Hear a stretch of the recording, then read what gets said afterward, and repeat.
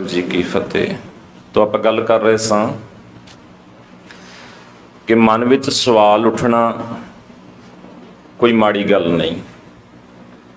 मन च जदों सवाल पैदा हुंदा है, सवाल ही सानू अगे तोरदा है।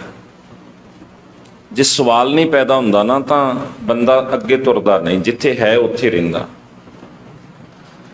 सवाल साडी जिंदगी का एक बहुत अहम पड़ाव है। ये नहीं कि कल्ला असी धर्म वाल ही वेख रहे हैं। जदों तुसी आम जिंदगी च आम रूटीन च असी घर बारी अपनी जिंदगी वाल भी ध्यान मारते हैं, तो साडे च सवाल हर वेले पैदा हुंदा आ, हर वेले हर वक्त। घर का मान लो रसोई का काम ही करना होवे तो उत्थे भी साडे मन च सवाल आउंदा, पहलां चाह बनावां कि पहलां रोटी बना ला। है तो सवाल ही है ना वो, भावें कि उसदा उत्तर भी साडे कोल अपने कोल ही हुंदा कि असी हालात नूं मुख रखदे हां भी पहलां किहड़ी चीज़ कीती जा सकदी है, असी उसदा उत्तर अपने आप चों लभ लैंदे हां, अपने हालात विचों लभ लैंदे हां। पर धर्म की दुनिया के अंदर खास करके जदों असी धर्म के मसले ते बहिने हाँ तो इत्थे सवाल नूं बड़ा एक बुरा मन्निया जाता है कि सवाल बहुत एक माड़ी गल है। खास करके साडे सिख धर्म के जिहड़े बाबे आ ना, बाबे आम तौर पर तुसीं सुनोगे जां सुन लिओ कदी, बाबे आम तौर पर गल कहंदे आ, शक नहीं पैदा होना चाहिए, शंका ना करियो। गुरु सवारियो, मैं पहला भी कह चुका कि सवाल पैदा होना बड़ा जरूरी आ। सवाल लाजमी है कि साडे अंदर पैदा होवे। सवाल साडी जिंदगी अंदर लगातार जदों तो असी सुरत संभाली है, लगातार सवाल साडे च पैदा हुंदा ही आ रहा। और बहुत सारियां गल्लां ते, बहुत सारियां कम्मां ते, साडी जिंदगी दे हर पक्ष ते, हर मोड़ ते साडे च सवाल लगातार पैदा हुंदे ही रहिंदे आ। उन्हां सवालों के उत्तर ही लभदियां कई बारी सानू किन्ना किन्ना पैंडा करना पै जांदा। तो बहुत सारियां गल्लां ने जिहड़ियां साडियां इसे तरह ही जिंदगी च चलदियां, सवाल भी है, सवालों के उत्तर भी है।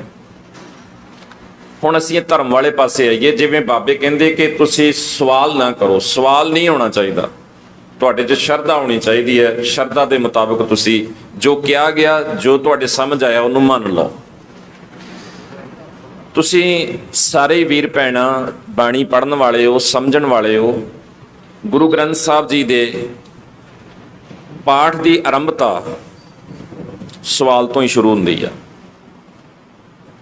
सवाल तो ही गल शुरू हो रही है।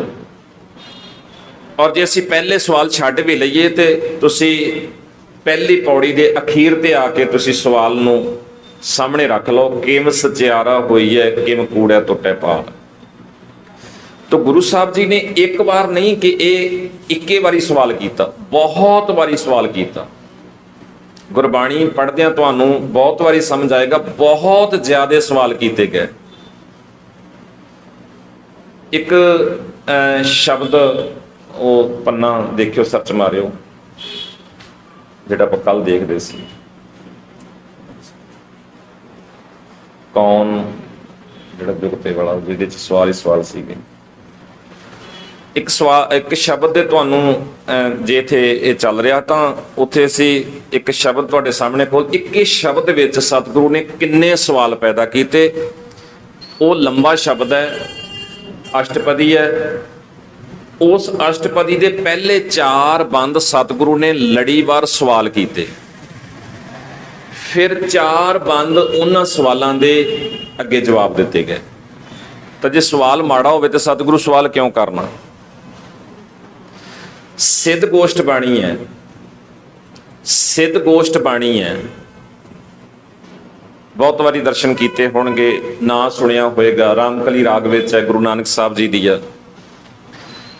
हुण वो जिहड़ी सिद्ध गोष्ठ बाणी है सारी सवाल ते जवाब दे आधारित है। ਸਿੱਧਾਂ ਨੇ ਬਹੁਤ ਸਾਰੇ ਸਵਾਲ ਪੈਦਾ ਕੀਤੇ, ਗੁਰੂ ਸਾਹਿਬ ਨੇ ਉਹਨਾਂ ਦੇ ਜਵਾਬ ਦਿੱਤੇ। ਗੁਰੂ ਸਾਹਿਬ ਨੇ ਜਦੋਂ ਇਹ ਬਾਣੀ ਰਚਨਾ ਕੀਤੀ, ਸਿੱਧਾਂ ਦੇ ਸਵਾਲ ਵੀ ਸਤਿਗੁਰੂ ਨੇ ਆਪ ਰਚੇ। ਜਦੋਂ ਫਿਰ ਉਹਨਾਂ ਦੇ ਉੱਤਰ ਸਤਿਗੁਰੂ ਨੇ ਜਿਹੜੇ ਦਿੱਤੇ ਸੀ, ਉਹ ਸਤਿਗੁਰੂ ਨੇ ਉੱਤਰ ਵੀ ਆਪ ਆਪਣੀ ਕਲਮ ਨਾਲ ਦਰਜ ਕੀਤੇ। ਹੁਣ ਉਹ ਸਵਾਲ ਸਿੱਧਾਂ ਦੇ ਸਿੱਧੇ ਡਾਇਰੈਕਟ ਲਿਖੇ ਹੋਏ ਤਾਂ ਨਹੀਂ ਨਾ ਆਏ, ਉਹ ਸਵਾਲ ਜਿਹੜੇ ਸਿੱਧਾਂ ਨੇ ਕੀਤੇ ਸੀਗੇ, ਸਤਿਗੁਰੂ ਨੇ ਉਹ ਸਵਾਲ ਆਪ ਬਾਣੀ ਵਿੱਚ ਅੰਕਿਤ ਕੀਤੇ। ਇਹ ਜਿਹੜਾ ਸ਼ਬਦ ਤੁਹਾਡੇ ਸਾਹਮਣੇ ਮੈਂ ਗੱਲ ਕਰ ਰਿਹਾ ਸਾਂ, ਮਾਝ ਰਾਗ ਦੇ ਵਿੱਚ ਪੰਚਮ ਪਾਤਸ਼ਾਹ ਜੀ ਦਾ ਸ਼ਬਦ ਆ, ਤੁਸੀਂ ਸਰਚ ਮਾਰਿਓ ਜੀ। ਕੌਣ ਸੋ ਮੁਕਤਾ ਕੌਣ ਸੋ ਜੁਗਤਾ, ਕੌਣ ਸੋ ਗਿਆਨੀ ਕੌਣ ਸੋ ਬਕਤਾ, ਕੌਣ ਸੋ ਗਿਰਹੀ ਕੌਣ ਉਦਾਸੀ, ਕੌਣ ਸੋ ਕੀਮਤ ਪਾਏ ਜਿਉ, ਕਿਨ ਬਿਦ ਬੰਧਾ ਕਿਨ ਬਿਦ ਛੁੱਟਾ, ਕਿਨ ਬਿਦ ਆਵਣ ਜਾਵਣ ਟੂਟਾ। ਮਤਲਬ ਉੱਤੇ ਵੀ ਛੂਟਾ ਹੋਏਗਾ ਨਾ। ਕਿਨ ਬਿਦ ਬੰਧਾ ਕਿਨ ਬਿਦ ਛੂਟਾ, ਕਿਨ ਬਿਦ ਆਵਣ ਜਾਵਣ ਟੂਟਾ। ਕੌਣ ਕਰਮ ਕੌਣ ਨਿਹ ਕਰਮਾ, ਕੌਣ ਸੋ ਕਹਿ ਕਹਾਏ ਜਿਉ, ਕੌਣ ਸੋ ਸੁਖੀਆ ਕੌਣ ਸੋ ਦੁਖੀਆ, ਕੌਣ ਸੋ ਸਨਮੁਖ ਕੌਣ ਵੇ ਮੁਖੀਆ। ਕਿਨ ਬਿਦ ਮਿਲੀਐ ਕਿਨ ਬਿਦ ਵਿਛੜੈ, ਇਹ ਬਿਦ ਕੌਣ ਪ੍ਰਗਟਾਏ ਜਿਉ। ਕੌਣ ਸੋ ਅੱਖਰ ਜਿਤ ਧਾਵਤ ਰਹਿਤਾ, ਕੌਣ ਉਪਦੇਸ਼ ਜਿਤ ਦੁਖ ਸੁਖ ਸਮ ਸਹਿਤਾ, ਕੌਣ ਸੋ ਚਾਲ ਜਿਤ ਪਾਰ ਬ੍ਰਹਮ ਧਿਆਏ, ਕਿਨ ਬਿਦ ਕੀਰਤਨ ਗਾਏ ਜਿਉ।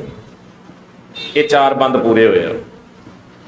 ਇਹਨਾਂ ਚਾਰ ਬੰਦਾਂ ਦੇ ਵਿੱਚ ਸਤਿਗੁਰੂ ਨੇ ਸਿਰਫ ਸਵਾਲ ਪੈਦਾ ਕੀਤੇ, ਔਰ ਇਹਨਾਂ ਸਵਾਲਾਂ ਦੇ ਉੱਤਰ ਅਗਲੇ ਚਾਰ ਬੰਦਾਂ ਵਿੱਚ ਦਿੱਤੇ। ਆਖਣ ਲੱਗੇ ਗੁਰਮੁਖ ਮੁਕਤਾ, ਗੁਰਮੁਖ ਜੁਗਤਾ। ਗੁਰਮੁਖ ਦੇ ਖੱਖੇ ਨੂੰ ਸਿਆਰੀ ਹੈ, ਭਾਵ ਗੁਰੂ ਦੇ ਅਨੁਸਾਰ ਰਹਿਣ ਵਾਲਾ, ਗੁਰੂ ਦੇ ਅਨੁਸਾਰ ਜ਼ਿੰਦਗੀ ਜੀਣ ਵਾਲਾ, ਗੁਰੂ ਦੇ ਰਾਹੀਂ ਜ਼ਿੰਦਗੀ ਜੀਣ ਵਾਲਾ। ਗੁਰਮੁਖ ਮੁਕਤਾ ਗੁਰਮੁਖ ਜੁਗਤਾ, ਗੁਰਮੁਖ ਗਿਆਨੀ ਗੁਰਮੁਖ ਬਕਤਾ, ਧੰਨ ਸੋ ਗਿਰਹੀ ਉਦਾਸੀ ਗੁਰਮੁਖ। ਗੁਰਮੁਖ ਕੀਮਤ ਪਾਏ ਜਿਉ, ਹਉਮੈ ਬੰਦਾ, ਉਤੇ ਐਸੀ ਕਿੰਨ ਬਿਦ ਬੰਦਾ, ਇੱਥੇ ਹੈ ਹਉਮੈ ਬੰਦਾ ਗੁਰਮੁਖ ਛੂਟਾ। ਗੁਰਮੁਖ ਆਵਣ ਜਾਵਣ ਟੂਟਾ। ਗੁਰਮੁਖ ਕਰਮ ਗੁਰਮੁਖ ਨਿਹ ਕਰਮਾ, ਗੁਰਮੁਖ ਕਰੇ ਸੋ ਸੁਭਾਏ ਜਿਉ। ਗੁਰਮੁਖ ਸੁਖੀਆ ਮਨਮੁਖ ਦੁਖੀਆ। ਗੁਰਮੁਖ ਸਨਮੁਖ ਮਨਮੁਖ ਵੇਮੁਖੀਆ। ਸਨਮੁਖ ਕੌਣ ਹੈ, ਵੇਮੁਖ ਕੌਣ ਹੈ? ਗੁਰਮੁਖ ਸਨਮੁਖ ਮਨਮੁਖ ਵੇਮੁਖੀਆ। ਗੁਰਮੁਖ ਮਿਲੀਐ ਮਨਮੁਖ ਵਿਛੜੈ, ਗੁਰਮੁਖ ਬਿਦ ਪ੍ਰਗਟਾਏ ਜੀਉ। ਕੌਣ ਸੋ ਬਿਦ ਪ੍ਰਗਟਾਏ ਜੀਉ ਦਾ ਉੱਤਰ ਆਇਆ ਗੁਰਮੁਖ ਬਿਦ ਪ੍ਰਗਟਾਏ ਜੀਉ। ਤੋ ਸਤਿਗੁਰੂ ਜੀ ਨੇ ਜਿੱਥੇ ਸਵਾਲ ਕੀਤੇ ਉੱਥੇ ਨਾਲ ਹੀ ਉੱਤਰ ਵੀ ਇਸ ਸ਼ਬਦ ਵਿੱਚ ਦਿੱਤੇ। ਗੁਰਮੁਖ ਅੱਖਰ ਜਿਤ ਧਾਵਤ ਰਹਿਤਾ, ਗੁਰਮੁਖ ਉਪਦੇਸ਼ ਦੁਖ ਸੁਖ ਸਮ ਸਹਿਤਾ, ਗੁਰਮੁਖ ਚਾਲ ਜਿਤ ਪਾਰ ਬ੍ਰਹਮ ਧਿਆਏ, ਗੁਰਮੁਖ ਕੀਰਤਨ ਗਾਏ ਜੀਉ। ਤੋ ਇਹ ਚਾਰ ਬੰਦ ਲਗਾਤਾਰ ਸਤਿਗੁਰੂ ਨੇ ਫਿਰ ਉਹਨਾਂ ਸਵਾਲਾਂ ਦੇ ਉੱਤਰ ਦਿੱਤੇ। ਤੋ ਅਸੀਂ ਗੱਲ ਕਰ ਰਹੇ ਸਾਂ ਕਿ ਸਵਾਲ ਗਲਤ ਨਹੀਂ ਆ, ਸਵਾਲ ਸਮਝਣ ਲਈ, ਸਮਝਾਉਣ ਲਈ, ਸਿੱਖਣ ਲਈ, ਸਿਖਾਉਣ ਲਈ ਬੜਾ ਲਾਜ਼ਮੀ ਆ। ਸਵਾਲ ਆਪਣੇ ਥਾਂ ਤੇ ਇੱਕ ਮਹੱਤਵ ਰੱਖਦਾ ਹੈ। ਸਵਾਲ ਦਾ ਉੱਤਰ ਲੱਭਣ ਲਈ ਸਾਨੂੰ ਯਤਨਸ਼ੀਲ ਰਹਿਣਾ ਚਾਹੀਦਾ ਹੈ। ਜੇ ਇੱਕ ਥਾਂ ਤੋਂ ਕਈ ਵਾਰੀ ਸਵਾਲ ਦਾ ਸਾਨੂੰ ਉੱਤਰ ਠੀਕ ਨਹੀਂ ਵੀ ਪਤਾ ਲੱਗਦਾ, ਨਹੀਂ ਸਮਝ ਲੱਗਦਾ, ਤਾਂ ਉਹਨੂੰ ਅਸੀਂ ਲਗਾਤਾਰ ਅੱਗੇ ਜਾਰੀ ਰੱਖੀਏ। ਜ਼ਰੂਰੀ ਨਹੀਂ ਇੱਕ ਵਾਰੀ ਸਵਾਲ ਕੀਤਾ ਉਹਦਾ ਉੱਤਰ ਮਿਲ ਗਿਆ, ਸੰਤੁਸ਼ਟੀ ਨਹੀਂ ਹੋਈ ਤੇ ਅਸੀਂ ਸਵਾਲ ਹੀ ਛੱਡ ਦੇਣਾ। ਸਵਾਲ ਦੇ ਨਾਲ ਅਸੀਂ ਜੁੜੇ ਰਹੀਏ। ਔਰ ਦੂਜੀ ਗੱਲ ਅਸੀਂ ਪਹਿਲਾਂ ਵੀ ਕਰ ਚੁੱਕੇ ਹਾਂ, ਸਾਡੀਆਂ ਬਹੁਤ ਸਾਰੇ ਸਵਾਲ ਜਿਹੜੇ ਸਾਡੇ ਮਨ ਦੇ ਆ ਨਾ, ਸਾਡੀਆਂ ਬਹੁਤ ਸਾਰੀਆਂ ਸਵਾਲਾਂ ਦੇ ਜਵਾਬ ਸਤਿਗੁਰੂ ਨੇ ਬਾਣੀ ਰਾਹੀਂ ਆਪ ਖੁਦ ਵੀ ਦਿੱਤੇ ਹੋਏ ਆ। ਅਸੀਂ ਧਿਆਨ ਨਾਲ, ਜਾਂ ਜਿਵੇਂ ਕੱਲ ਵੀ ਮੈਂ ਗੱਲ ਕਰਦਾ ਸਾਂ ਕਿ ਅਸੀਂ ਪਰਿਭਾਸ਼ਾ ਛੱਡ ਲੈਂਦੇ ਹਾਂ। ਜਦੋਂ ਪਰਿਭਾਸ਼ਾ ਛੱਡ ਲੈਂਦੇ ਹਾਂ ਤਾਂ ਫਿਰ ਅਸੀਂ ਕਿਤੇ ਨਾ ਕਿਤੇ ਉਲਝਣ ਵਿੱਚ ਪੈ ਜਾਂਦੇ ਹਾਂ। ਇੱਕ ਆਪਾਂ ਜ਼ਿਕਰ ਕੀਤਾ ਸੀ, ਗੁਰਬਾਣੀ ਵਿੱਚ ਬਹੁਤ ਵਾਰ ਆਇਆ ਮਾਇਆ ਸ਼ਬਦ। ਮਾਇਆ ਹੋਈ ਨਾਗਣੀ। ਮਾਇਆ ਦੇ ਬਾਰੇ ਇਦਾਂ ਵੀ ਆਉਂਦਾ ਕਿ ਵਿਣ ਦੰਤਾਂ ਜਗ ਖਾਇਆ, ਮਾਇਆ ਮਮਤਾ ਮੋਹਣੀ ਜਿਨ ਵਿਣ ਦੰਤਾਂ ਜਗ ਖਾਇਆ। ਮਾਇਆ ਨੂੰ ਅੱਗ ਵੀ ਕਿਹਾ, ਮਾਇਆ ਨੂੰ ਬਹੁਤ ਵਾਰ ਨਸ਼ਰ ਕੀਤਾ ਗਿਆ। ਔਰ ਹੁਣ ਮਾਇਆ ਸ਼ਬਦ ਜਦੋਂ ਸਾਡੇ ਸਾਹਮਣੇ ਆਉਂਦਾ ਤਾਂ ਸਾਡੇ ਸਾਹਮਣੇ ਇੱਕਦਮ ਤਸਵੀਰ ਜਿਹੜੀ ਆ ਉਹ ਨੋਟਾਂ ਦੀ, ਕਰੰਸੀ ਦੀ ਬਣ ਜਾਂਦੀ ਆ ਕਿ ਇਹ ਤਾਂ ਮਾਇਆ ਦੀ ਗੱਲ, ਮੇਰੇ ਜੇਬ 'ਚ ਨੋਟ, ਮੇਰੀ ਜੇਬ ਵਾਲੇ ਨੋਟਾਂ ਦੀ ਗੱਲ ਹੋ ਰਹੀ ਆ ਵੀ ਮਹਾਰਾਜ ਕਹਿੰਦੇ ਨਾ ਹੱਥ ਲਾ, ਇਹ ਤੈਨੂੰ ਖਾ ਜਾਏਗੀ, ਇਹ ਤੈਨੂੰ ਮਾਰ ਦੇਗੀ, ਇਹ ਤਾਂ ਬੜੀ ਭੈੜੀ ਆ। ਕਰੰਸੀ ਦੀ, ਨੋਟਾਂ ਦੀ ਗੱਲ ਸਤਿਗੁਰੂ ਇੱਥੇ ਬਾਣੀ 'ਚ ਸਿਰਫ ਜਦੋਂ ਮਾਇਆ ਸ਼ਬਦ ਵਰਤਦੇ ਹੋ, ਕੱਲੀ ਕਰੰਸੀ ਦੀ, ਨੋਟਾਂ ਦੀ ਗੱਲ ਨਹੀਂ ਹੋ ਰਹੀ। ਸਾਨੂੰ ਬਾਣੀ ਨੂੰ ਫਿਰ ਸਮਝਣਾ ਪਏਗਾ ਕਿ ਮਹਾਰਾਜ ਅਸਲ 'ਚ ਮਾਇਆ ਸ਼ਬਦ ਜਿਹੜਾ ਵਰਤ ਰਿਹਾ ਉਹ ਕਿਉਂ ਵਰਤ ਰਿਹਾ ਤੇ ਕਿਹਦੇ ਲਈ ਵਰਤਦੇ ਆ। ਤੇ ਆਪਾਂ ਨੂੰ ਆਨੰਦ ਸਾਹਿਬ ਦੇ ਵਿੱਚੋਂ ਸੌਖੀ ਜਿਹੀ ਇੱਕ ਤੁਕ ਲੱਭੀ, ਉਹਨੂੰ ਅਸੀਂ ਪਰਿਭਾਸ਼ਾ ਦੇ ਤੌਰ ਤੇ ਨਿਸ਼ਚਿਤ ਕਰ ਲਈਏ। ਸਤਿਗੁਰੂ ਨੇ, ਗੁਰੂ ਅਮਰਦਾਸ ਜੀ ਨੇ ਆਪ ਫਿਰ ਆਖਿਆ, ਇਹ ਮਾਇਆ ਜਿਤ ਹਰ ਵਿਸਰੈ, ਜਿਤ ਹਰ ਵਿਸਰੈ। ਜਿਤ ਹਰ ਵਿਸਰਦਾ ਹੈ, ਜਿਹੜੀ ਚੀਜ਼ ਨਾਲ ਹਰ ਵਿਸਰਦਾ ਹੈ, ਜਿਹੜੀ ਚੀਜ਼ ਨਾਲ ਰੱਬ ਭੁੱਲਦਾ ਹੈ, ਜਿਹੜੀ ਚੀਜ਼ ਨਾਲ ਸਾਡੇ ਤੇ ਰੱਬ ਦੇ ਦਰਮਿਆਨ ਵਿਥ ਪੈਦਾ ਹੋ ਜਾਂਦੀ ਹੈ, ਉਹ ਹਰ ਚੀਜ਼ ਮਾਇਆ ਹੈ। ਉਹ ਹਰ ਚੀਜ਼ ਮਾਇਆ ਹੈ। ਮਾਇਆ ਕਿਸ ਨੂੰ ਆਖੀ ਹੈ? ਕਿਆ ਮਾਇਆ ਕਰਮ ਕਮਾਏ। ਮਾਇਆ ਕਿਹਨੂੰ ਕਿਹਾ ਜਾਂਦਾ ਹੈ?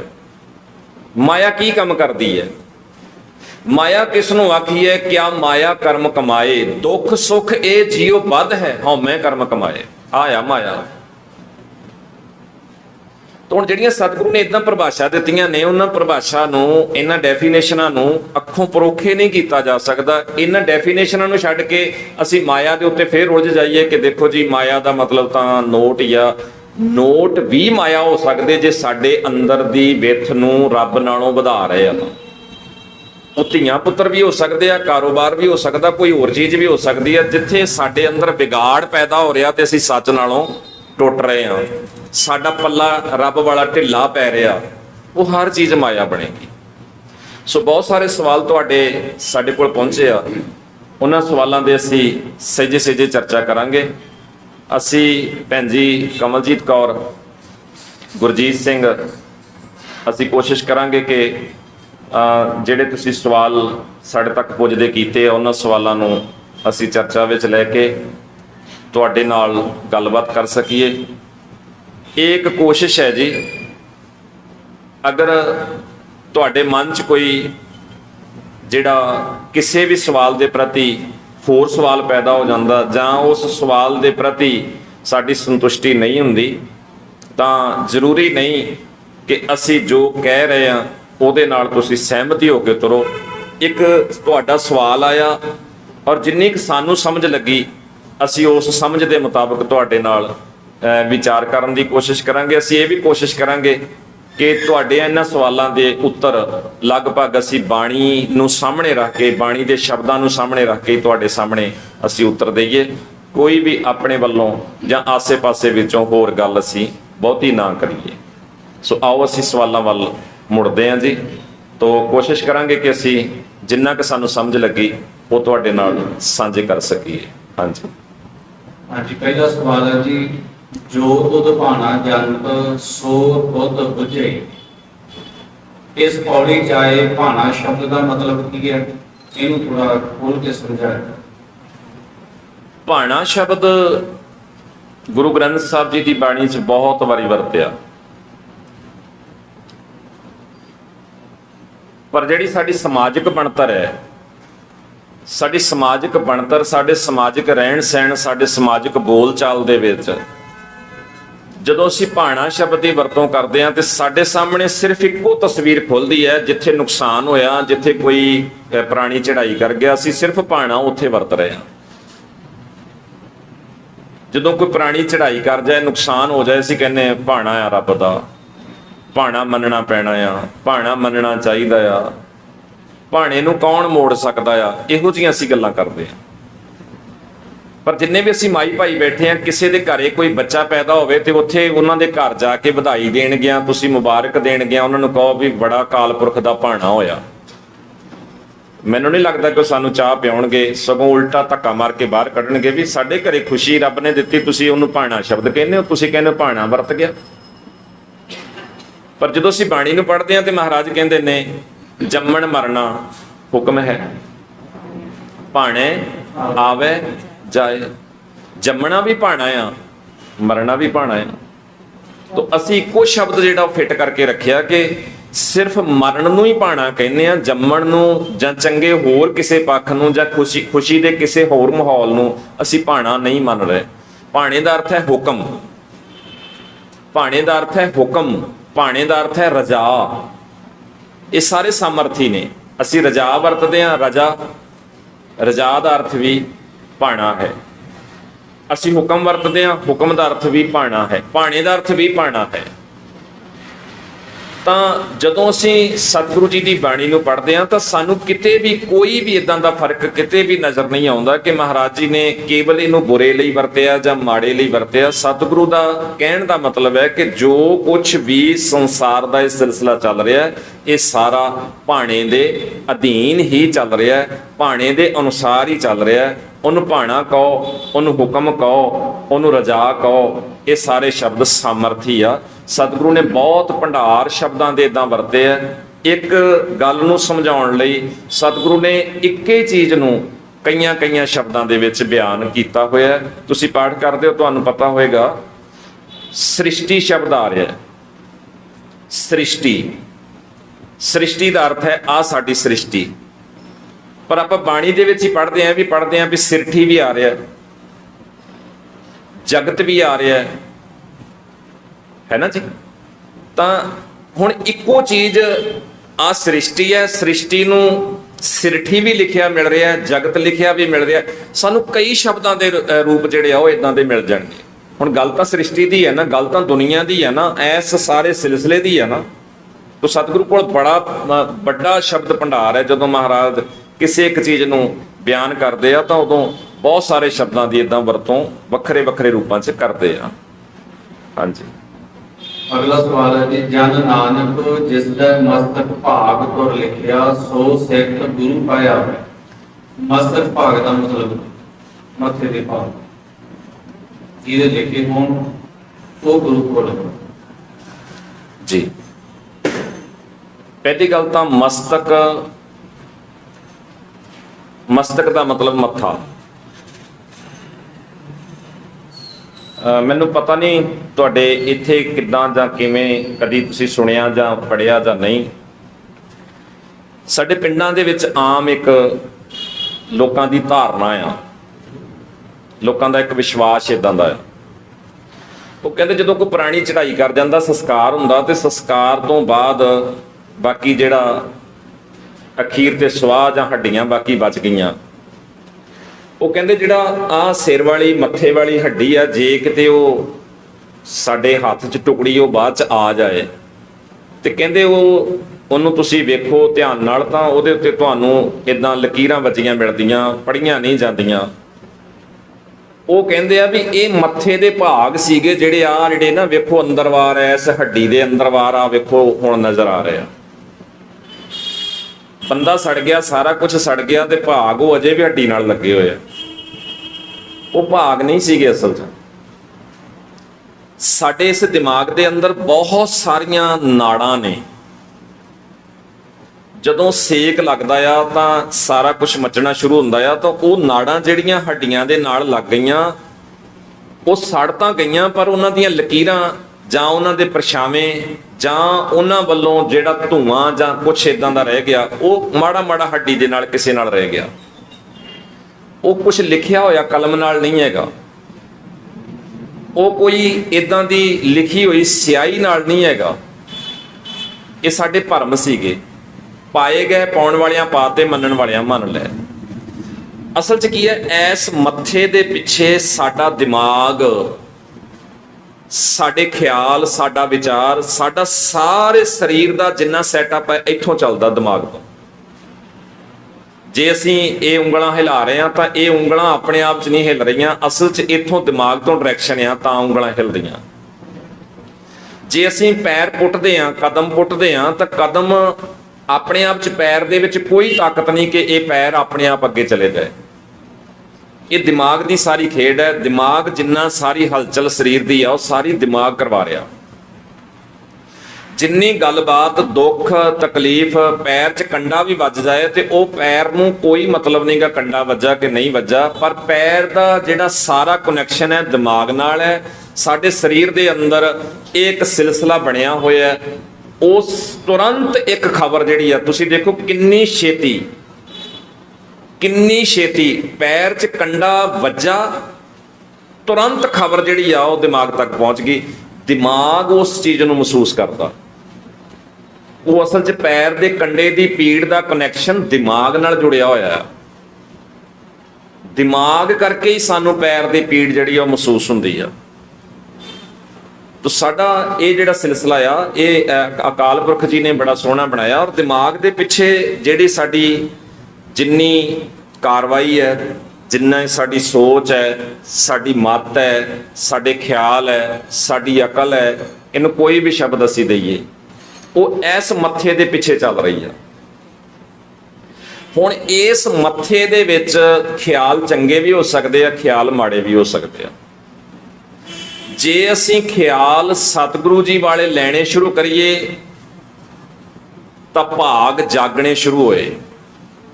ਜੇ ਅਸੀਂ ਗੁਰੂ ਜੀ ਵਾਲੇ ਖਿਆਲ ਛੱਡ ਕੇ ਤੁਰ ਪਈਏ ਤਾਂ ਫੇਰ ਸਾਡੇ ਭਾਗ ਸੌਣੇ ਸ਼ੁਰੂ ਹੋ ਗਏ, ਕਿਉਂਕਿ ਅਸੀਂ ਮਨ ਦੇ ਪਿੱਛੇ ਲੱਗਣੇ ਸ਼ੁਰੂ ਹੋ ਗਏ। ਤੇ ਮਨ ਸਾਡਾ ਜਿਹੜਾ ਉਹ ਕਦੀ ਵੀ ਸਿੱਧਾ ਨਹੀਂ ਚੱਲਦਾ, ਮਨ ਹਮੇਸ਼ਾ ਹੀ ਡਾਵਾਂਡੋਲ ਚੱਲਦਾ ਤੇ ਪੁੱਠਾ ਚੱਲਦਾ।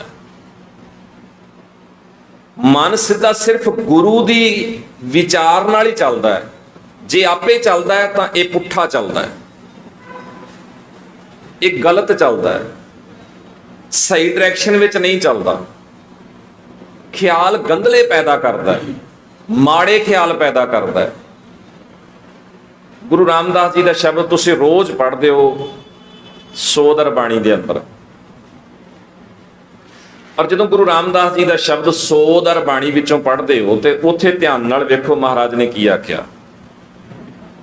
ਜੋ ਸਤਿਗੁਰ ਸ਼ਰਨ ਸੰਗਤ ਨਹੀਂ ਆਏ, ਧ੍ਰਿਗ ਜੀਵੇ ਧ੍ਰਿਗ ਜੀਵਾਸ। ਹੁਣ ਜਦੋਂ ਇਹ ਲਾਈਨਾਂ ਅਸੀਂ ਪੜ੍ਹ ਰਹੇ ਹਾਂ ਨਾ, ਤਾਂ ਉੱਥੇ ਹੀ ਲਿਖਿਆ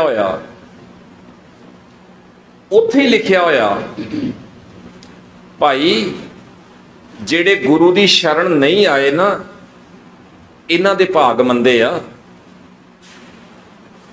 ਜਿਹੜੇ ਗੁਰੂ ਦੀ ਸ਼ਰਨ ਨਹੀਂ ਆਏ, ਭਾਗ ਇਹਨਾਂ ਦੇ ਮੰਦੇ ਆ। ਪਰ ਅਸੀਂ ਕੀ ਕਹਿੰਦੇ ਆ? ਅਸੀਂ ਕਹਿੰਦੇ ਸਾਡੇ ਭਾਗਾਂ 'ਚ ਲਿਖਿਆ ਨਹੀਂ ਤਾਂ ਨਹੀਂ ਗੁਰੂ ਕੋਲ ਆਏ। ਸਤਿਗੁਰੂ ਦੀ ਬਾਣੀ ਕਹਿੰਦੀ ਤੁਸੀਂ ਗੁਰੂ ਕੋਲ ਨਹੀਂ ਆਏ ਤਾਂ ਮੰਨਦੇ ਆ। ਅਸੀਂ ਖਿਆਲ ਵਿਚਾਰ ਗਲਤ ਆਪਣੇ ਅੰਦਰ ਪੈਦਾ ਕੀਤਾ ਹੋਇਆ।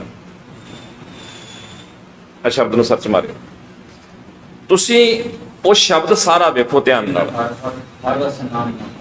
ਹਾਂ, ਖੋਲਿਓ ਹੋਏ ਤੁਸੀਂ ਉਹ ਸਾਰੇ ਸ਼ਬਦ ਨੂੰ ਦੁਬਾਰਾ ਘਰ ਜਾ ਕੇ ਵੀ ਧਿਆਨ ਨਾਲ ਵੇਖਿਓ। ਹੁਣ ਜੇ ਅਸੀਂ ਮੰਨ ਲੈਂਦੇ ਹਾਂ ਕਿ ਸਾਡੇ ਭਾਗ ਜਾਗਣ ਤਾਂ ਸਤਿਗੁਰੂ ਕੋਲ ਆਉਣਾ, ਤੇ ਭਾਗ ਕਾਹਦੇ ਨਾਲ ਜਾਗਣਗੇ? ਭਾਗ ਜਾਗਣ ਦਾ ਸਾਡੇ ਕੋਲ ਫਿਰ ਤਰੀਕਾ ਕੀ ਹੈ? ਕਾਹਦੇ ਨਾਲ ਜਾਗਣਗੇ? ਗੁਰੂ ਕੋਲ ਆਣ ਕੇ ਹੀ ਤੇ ਭਾਗ ਜਾਗਣੇ ਆ। ਮੰਨ ਲਓ ਕੋਈ ਬੱਚਾ ਕਵੇ ਮੈਨੂੰ ਕੁਛ ਪੜ੍ਹਨਾ ਲਿਖਣਾ ਆਊਗਾ ਤੇ ਤਾਂ ਹੀ ਸਕੂਲੇ ਜਾਊਂਗਾ, ਕਿ ਸਕੂਲ ਜਾ ਕੇ ਪੜ੍ਹਨਾ ਲਿਖਣਾ ਆਊਗਾ? ਹਾਂਜੀ, ਉਹਨੂੰ ਪੜ੍ਹਨਾ ਲਿਖਣਾ ਆਊਗਾ ਤਾਂ ਸਕੂਲ ਜਾਊਗਾ, ਇਹ ਗਲਤ ਹੈ। ਉਹ ਸਕੂਲ ਜਾਊਗਾ ਤੇ ਉਹਨੂੰ ਪੜ੍ਹਨਾ ਲਿਖਣਾ ਸ਼ੁਰੂ ਹੋਏਗਾ, ਉਹਦਾ ਫਿਰ ਉਹਦਾ ਪੜ੍ਹਨਾ ਲਿਖਣਾ ਸ਼ੁਰੂ ਹੋਏਗਾ। ਔਰ ਮਹਾਰਾਜ ਨੇ ਇਹ ਇੱਕ ਵਾਰੀ ਨਹੀਂ ਕਈ ਵਾਰ ਐਸਾ ਵਿਚਾਰ ਦਿੱਤਾ ਆ ਤੁਸੀਂ ਵੇਖਿਓ, ਤੁਹਾਡੇ ਕੋਲ ਵੀ ਹੋਏਗਾ ਜੀ, ਸਰਚ ਮਾਰ ਦਿਓ। ਜਿਨ ਹਰ ਹਰ ਹਰ ਰਸ ਨਾਮ ਨਾ ਪਾਇਆ, ਨਾ ਪਾਇਆ ਜਿਨ੍ਹਾਂ ਨੇ ਨਹੀਂ ਪਾਇਆ। ਜਿਨ ਬਹੁ ਵਚਨ ਹੈ, ਨੰਨੇ ਨੂੰ ਕੋਈ ਸਿਹਾਰੀ ਨਹੀਂ ਲੱਗੀ ਹੋਈ, ਨੰਨਾ ਮੁਕਤਾ ਆ। ਜਿਨ ਜਿਨ੍ਹਾਂ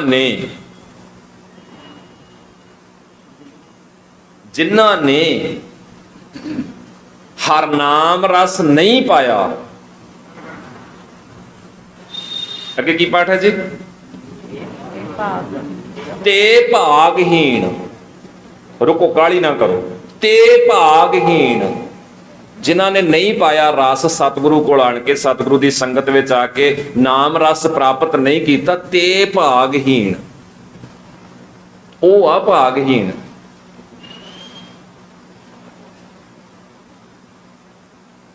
ਇਹਦੇ ਤੋਂ ਵੱਡਾ ਤੇ ਮੇਰੇ ਖਿਆਲ ਸਾਡੇ ਕੋਲ ਕੋਈ ਹੋਰ ਉੱਤਰ ਅਸੀਂ ਲੱਭੀਏ ਜਾਂ ਉਹਦੀ ਪੜਤਾਲ ਵਿੱਚ ਲੱਗੀਏ, ਇਹ ਤੋਂ ਵੱਡੀ ਗੱਲ ਤਾਂ ਹੋਰ ਕੋਈ ਨਹੀਂ ਹੋ ਸਕਦੀ।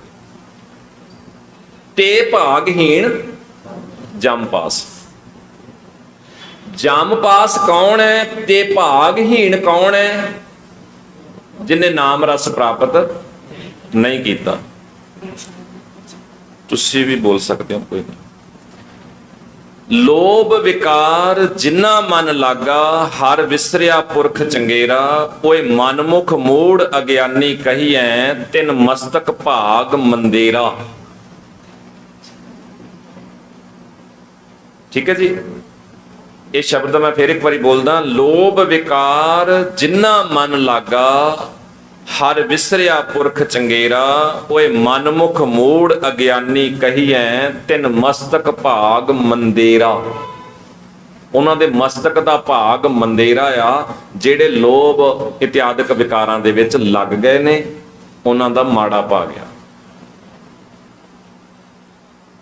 ਹਾਂਜੀ, ਦਿਨ ਰਾਤ ਕਮਾਇੜੋ ਸੋ ਆਇਓ ਮਾਥੈ, ਜਿਸ ਪਾਸ ਲੁਕਾਇੰਦੜੋ ਸੋ ਵੇਖੀ ਸੱਥ ਹੈ।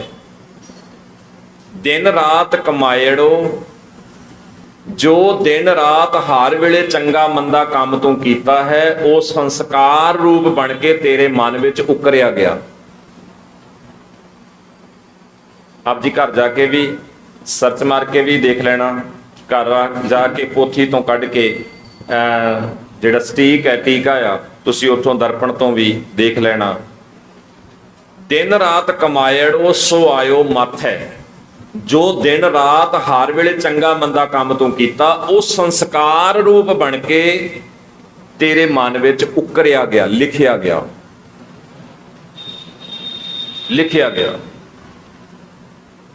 ਤਾਂ ਇਹ ਮਸਤਕ ਦੇ ਭਾਗ ਦਾ ਮਤਲਬ ਜੋ ਸਤਿਗੁਰੂ ਨੇ ਮੱਤ ਦਿੱਤੀ, ਸਤਿਗੁਰੂ ਦੀ ਮੱਤ ਸਾਡੇ ਮਸਤਕ ਦੇ ਵਿੱਚ ਉਕਰ ਜਾਏ, ਲਿਖੀ ਜਾਏ। ਮੈਂ ਇੱਕ ਸ਼ਬਦ ਤੁਹਾਡੇ ਹੋਰ ਯਾਦ ਕਰਵਾ ਦਿੰਦਾ, ਤੁਸੀਂ ਜਾ ਕੇ ਪੜ੍ਹਿਓ। ਗੁਰੂ ਨਾਨਕ ਸਾਹਿਬ ਜੀ ਦਾ ਸ਼ਬਦ ਹੈ ਸ੍ਰੀ ਰਾਗ ਦਾ। ਜਾਲ ਮੋਹ ਘਾਸ ਮਸ ਕਰ। ਮਸ ਦਾ ਅਰਥ ਹੈ ਸਿਆਹੀ। ਜਾਲ ਮੋਹ ਘਾਸ ਮਸ ਕਰ, ਮਤ ਕਾਗਦ ਕਰ ਸਾਰ। ਭਾਉ ਕਲਮ ਕਰ ਚਿੱਤ ਲਿਖਾਰੀ। ਚਿੱਤ ਨੂੰ ਲਿਖਾਰੀ ਬਣਾ। ਚਿੱਤ ਦਾ ਮਤਲਬ ਹੈ ਮਨ। ਭਾਉ ਕਲਮ ਕਰ ਚਿੱਤ ਲਿਖਾਰੀ, ਗੁਰ ਪੁੱਛ ਲਿਖ ਵਿਚਾਰ। ਕਿੱਥੇ ਵਿਚਾਰ ਲਿਖ? ਮਤ ਕਾਗਦ। ਮਤ ਕੀ ਆ? ਅਕਲ। ਅਕਲ ਕਿੱਥੇ ਆ? ਅਕਲ ਸਾਡੀ ਸਿਰ ਤੇ ਹੀ ਆ ਨਾ। ਅਕਲ ਸਾਡੇ ਦਿਮਾਗ ਦੀ ਆ। ਲਿਖਣ ਵਾਲਾ ਕੌਣ? ਕਰ ਚਿੱਤ ਲਿਖਾਰੀ। ਚਿੱਤ ਨੂੰ ਲਿਖਾਰੀ ਬਣਾ, ਮਤ ਨੂੰ ਕਾਗਜ਼ ਬਣਾ, ਪ੍ਰੇਮ ਦੀ ਕਲਮ ਨਾਲ ਗੁਰ ਪੁੱਛ ਲਿਖ ਵਿਚਾਰ। ਬਾਬਾ ਲਿਖ ਨਾਮ ਸਾਲਾ ਲਿਖ, ਲਿਖ ਅੰਤ ਨ ਪਾਰਾ। ਤੋ ਸਤਿਗੁਰੂ ਨੇ ਕਿਸੇ ਮਨ ਦਾ, ਕਿਸੇ ਤਰ੍ਹਾਂ ਦਾ ਕੋਈ ਭੁਲੇਖਾ ਬਾਕੀ ਨਹੀਂ ਛੱਡਿਆ। ਇੱਕ ਆਪਾਂ 12 ਦੇ ਦੌਰਾਨ ਵੀ ਇਹ ਵਾਕ ਸਤਿਗੁਰੂ ਗੁਰੂ ਅਮਰਦਾਸ ਜੀ ਦਾ ਸਾਂਝਾ ਕੀਤਾ ਸੀ। ਮਨ ਕੀ ਪੱਤਰੀ ਵਾਚਣੀ, ਸੁਖੀ ਹੂੰ ਸੁਖਸਾਰ। ਹੁਣ ਮਨ ਦੀ ਪੱਤਰੀ ਕਿਹੜੀ ਹੈ? ਇਹਦਾ ਮਤਲਬ ਮਨ ਵੀ ਪੱਤਰੀ ਕੋਈ ਬਣਾ ਰਿਹਾ, ਮਨ ਵੀ ਕੋਈ ਚਿੱਠੀ ਲਿਖ ਰਿਹਾ, ਮਨ ਵੀ ਕੋਈ ਕਾਗਜ਼ ਲਿਖ ਰਿਹਾ ਆ। ਮਹਾਰਾਜ ਕਹਿੰਦੇ ਇਹਨੂੰ ਵਾਚ, ਇਹਨੂੰ ਵਾਚਣਾ ਸ਼ੁਰੂ ਕਰ, ਇਹਨੂੰ ਪੜ੍ਹਨਾ ਸ਼ੁਰੂ ਕਰ, ਵੇਖ ਕੀ ਲਿਖਿਆ ਇਹਨੇ। ਹੁਣ ਜਦੋਂ ਅਸੀਂ ਪੜ੍ਹਦੇ ਹਾਂ, ਦੁੱਖ ਕੀਆਂ ਪੰਡਾਂ ਖੁੱਲੀਆਂ, ਸੁੱਖ ਨਾ ਨਿਕਲਿਓ ਕੋਈ। ਉਹ ਦੁੱਖ ਦੀਆਂ ਪੰਡਾਂ ਬੰਨੀਆਂ ਕਿੰਨੇ ਆ? ਕਿੱਥੋਂ ਆਈਆਂ ਉਹ? ਤਾਂ ਇਹਨਾਂ ਸਾਰਿਆਂ ਸ਼ਬਦਾਂ ਨੂੰ ਜਦੋਂ ਅਸੀਂ ਸਤਿਗੁਰੂ ਜੀ ਦੇ ਭੈ ਭਾਵਨੀ 'ਚ ਸਤਿਗੁਰੂ ਜੀ ਦੀ ਵਿਚਾਰ ਨੂੰ ਸਾਹਮਣੇ ਰੱਖ ਕੇ ਔਰ ਬਹੁਤ ਸਾਰੇ ਪੱਖ ਨੂੰ ਸਾਹਮਣੇ ਰੱਖ ਕੇ ਗੱਲ ਕਰਾਂਗੇ, ਸਾਨੂੰ ਇਹਦਾ ਉੱਤਰ ਮਿਲ ਜਾਏਗਾ। ਕਿਤੇ ਵੀ ਕੋਈ ਭੁਲੇਖਾ ਬਾਕੀ ਨਹੀਂ ਰਹਿ ਜਾਂਦਾ ਜੀ। ਅਗਲਾ ਸਵਾਲ ਹੈ ਜੀ, ਜੋ ਕੁਝ ਸੰਸਾਰ ਵਿੱਚ ਹੋ ਰਿਹਾ ਹੈ, ਚੰਗੀ ਹਰ ਚੀਜ਼ ਦਾ ਕ੍ਰੈਡਿਟ ਰੱਬ ਨੂੰ ਦਿੱਤਾ ਜਾਂਦਾ ਹੈ।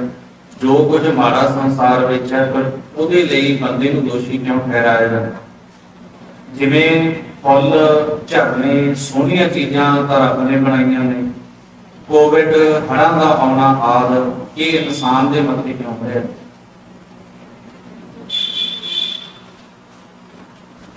ਚੰਗਾ ਮਾੜਾ ਸਾਰਾ ਇੱਕ ਹੁਕਮ ਦੇ ਅਧੀਨ ਹੈ, ਇੱਕ ਹੁਕਮ ਦੇ ਅਧੀਨ ਹੈ। ਅਸੀਂ ਅਸਲ 'ਚ ਕੀ ਗਲਤੀ ਕਰਦੇ ਹਾਂ? ਅਸੀਂ ਗਲਤੀ ਇਹ ਕਰਦੇ ਹਾਂ ਕਿ ਅਸੀਂ ਹੁਕਮ ਵਾਲੀ ਜਿਹੜੀ ਡੈਫੀਨੇਸ਼ਨ ਹੈ ਨਾ, ਉਹਨੂੰ ਵਿੱਚੋਂ ਕਿਤੇ ਨਾ ਕਿਤੇ ਮਿਸ ਕਰਦੇ ਹਾਂ। ਜਪ ਬਾਣੀ ਦੇ ਆਰੰਭ 'ਚ ਦੂਜੀ ਪੌੜੀ ਦੇ ਬੋਲ ਅਸੀਂ ਸਾਂਝੇ ਕਰੀਏ। ਪਹਿਲਾਂ ਹੁਕਮ ਹੈ ਅੰਦਰ ਸਭ ਕੋ, ਬਾਹਰ ਹੁਕਮ ਨਾ ਕੋਏ। ਸਭ ਕੋ ਦਾ ਮਤਲਬ ਹੈ ਹਰ ਕੋਈ, ਹਰ ਇੱਕ। ਹੁਕਮ ਹੈ ਅੰਦਰ ਸਭ ਕੋ, ਹਰ ਕੋਈ, ਹਰ ਇੱਕ। ਹੁਕਮ ਤੋਂ ਬਾਹਰ ਕੋਈ ਨਹੀਂ ਹੈ, ਕੋਈ ਬਾਹਰ ਨਹੀਂ ਹੁਕਮ ਤੋਂ। ਕੋਈ ਚੀਜ਼ ਇੱਕ ਵੀ ਬਾਹਰ ਨਹੀਂ ਹੈ। ਸਾਰੀ ਇੱਕ ਡਾਇਰੈਕਸ਼ਨ 'ਚ ਵੱਜੀ ਹੋਈ, ਇੱਕ ਨੇਮ 'ਚ ਵੱਜੀ ਹੋਈ ਇਹ ਸਾਰੀ ਸ੍ਰਿਸ਼ਟੀ ਚੱਲ ਰਹੀ ਹੈ। ਹੁਣ ਅਸੀਂ ਮਿਸ ਕਿੱਥੇ ਕਰਦੇ ਹਾਂ? ਅਸੀਂ ਮਿਸ ਇੱਥੇ ਕਰਦੇ ਹਾਂ ਜਦੋਂ ਅਸੀਂ ਜਪ ਬਾਣੀ ਦੀ 20 ਨੰਬਰ ਪੌੜੀ ਦੇ ਵਿੱਚ ਦਿੱਤੀ ਡੈਫੀਨੇਸ਼ਨ ਛੱਡ ਲੈਂਦੇ ਹਾਂ, ਆਪੇ ਬੀਜ ਆਪੇ ਹੀ ਖਾਓ। ਜੇ ਹੁਣ ਆਪੇ ਬੀਜ ਆਪੇ ਹੀ ਖਾਓ ਦੇ ਤੁਸੀਂ ਅਰਥ ਬੰਦੇ ਵਾਲੇ ਪਾਸੇ ਨਹੀਂ ਲੈ ਕੇ ਆਉਂਦੇ, ਫਿਰ ਇਹ ਕੌਣ ਆ ਜਿਹੜਾ ਆਪੇ ਬੀਜ ਆਪੇ ਹੀ ਖਾਓ?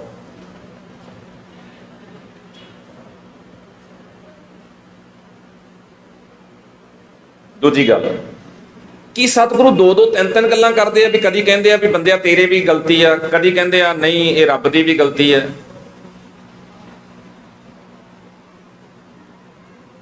ਕੀ ਬਾਣੀ ਇੱਕ ਦੂਜੀ ਬਾਣੀ ਦੇ ਇੱਕ ਸ਼ਬਦ ਦੂਜੇ ਸ਼ਬਦ ਦੇ ਉਲਟ ਵਿਚਾਰ ਦਿੰਦਾ ਹੈ?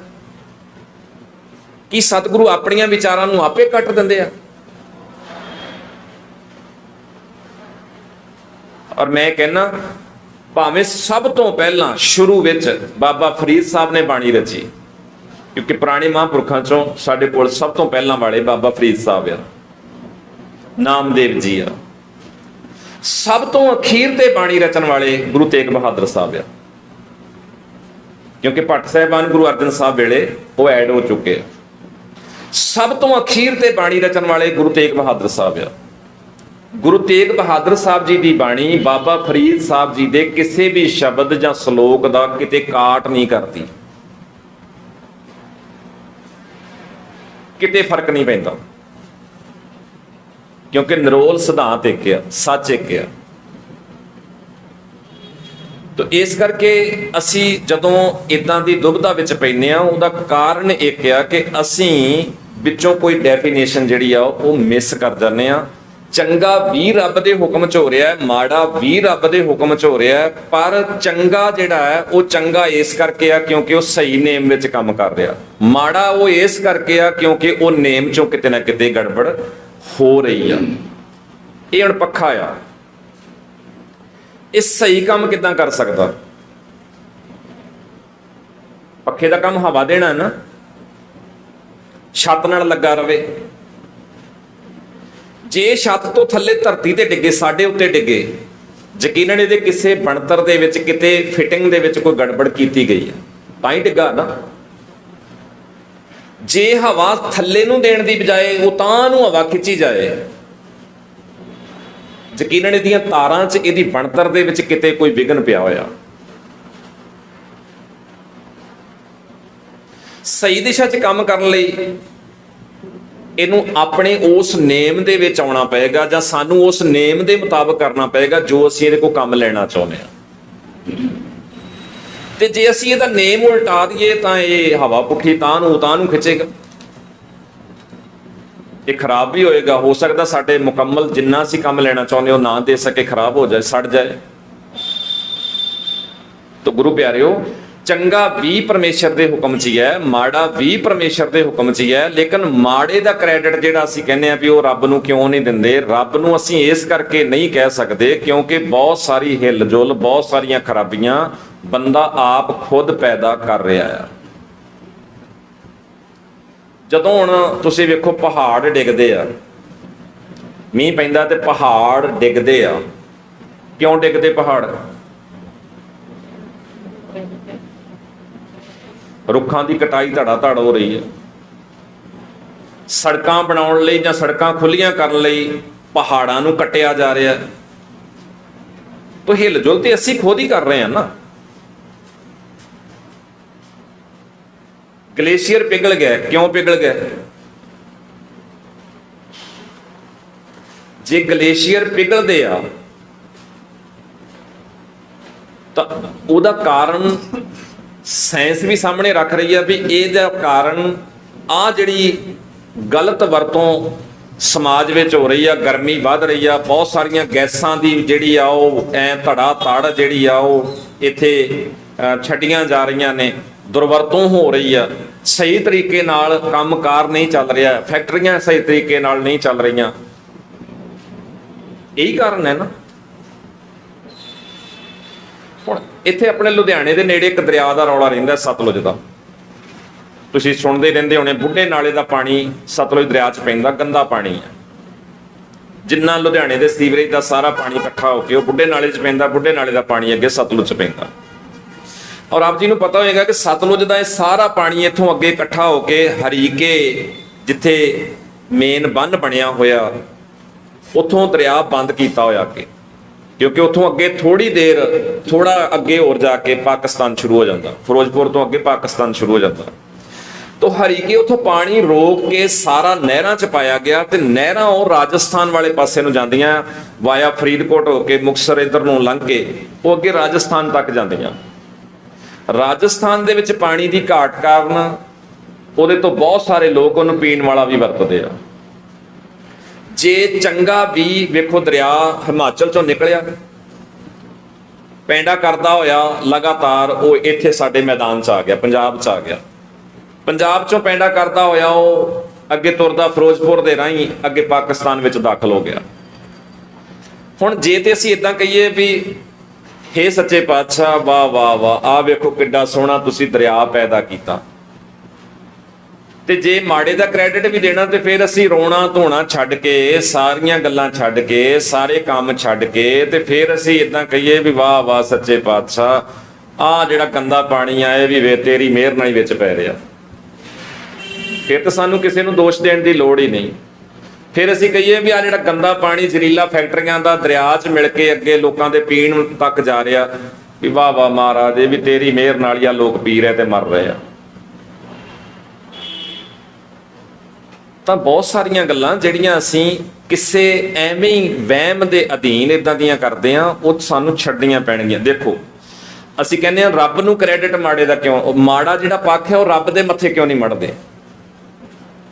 ਮੈਂ ਸ਼ਬਦ ਪੜ੍ਹਦਾ ਬਾਣੀ 'ਚ, ਨਾਰਾਇਣ ਨਿੰਦਸ ਕਾਏ ਭੂਲੀ ਗਵਾਰੀ, ਦੁਕ੍ਰਿਤ ਸੁਕ੍ਰਿਤ ਇਹਦਾ ਕੀ ਕਰਨਾ ਜੀ? ਦਦਾ ਦੋਸ਼ ਨਾ ਦੇਉ ਕਿਸੈ ਦੋਸ਼, ਕਰਮਾ ਆਪਣਿਆ ਜੋ ਮੈਂ ਕੀਆ ਸੋ ਮੈਂ ਪਾਇਆ, ਦੋਸ਼ ਨਾ ਦੀਜੈ ਅਵਰ ਜਨਾ। ਇਹਦਾ ਕੀ ਕਰਨਾ?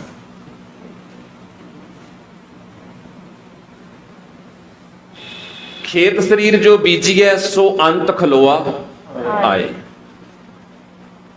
12 ਮਾਹ ਦੇ ਵਿੱਚ ਅਸੀਂ ਪੜ੍ਹਦੇ ਹਾਂ ਕਰਮਾ ਸੰਦੜਾ ਖੇਤ, ਕਿਰਤ ਕਰਮ ਕੇ ਵਿਛੜੇ ਕਰ ਕਿਰਪਾ ਮੇਲੋ ਰਾਮ। ਅਸੀਂ ਆਪਣੇ ਕੀਤੇ ਕੰਮਾਂ ਕਰਕੇ ਵਿਛੜ ਗਏ ਹਾਂ, ਕਿਰਪਾ ਕਰਕੇ ਸਾਨੂੰ ਆਪਣੇ ਨਾਲ ਮੇਲ ਲਓ।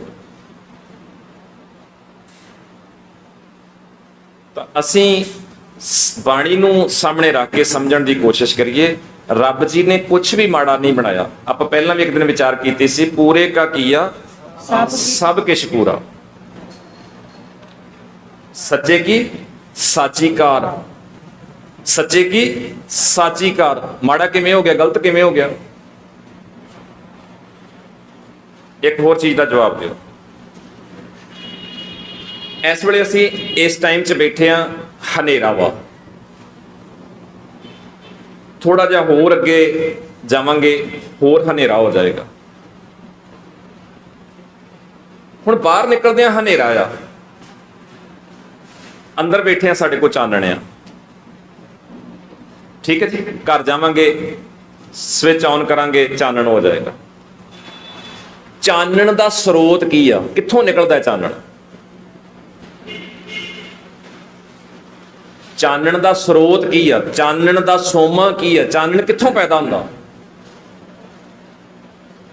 ਬੋਲੋ। ਇੰਨਾ ਲੰਬਾ ਸੋਚਣ ਦੀ ਕੀ? ਦਿਨ ਵੇਲੇ ਸੂਰਜ ਸਰੋਤ ਆ,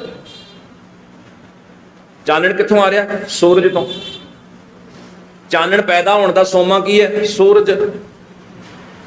ਹੁਣ ਚਾਨਣ ਕਿੱਥੋਂ ਪੈਦਾ ਹੋ ਰਿਹਾ? ਬਿਜਲੀ ਚੋਂ। ਚਾਨਣ ਪੈਦਾ ਹੋਣ ਦਾ ਕੋਈ ਸੋਮਾ ਹੈ ਨਾ, ਕੋਈ ਸੋਰਸ ਆ ਨਾ,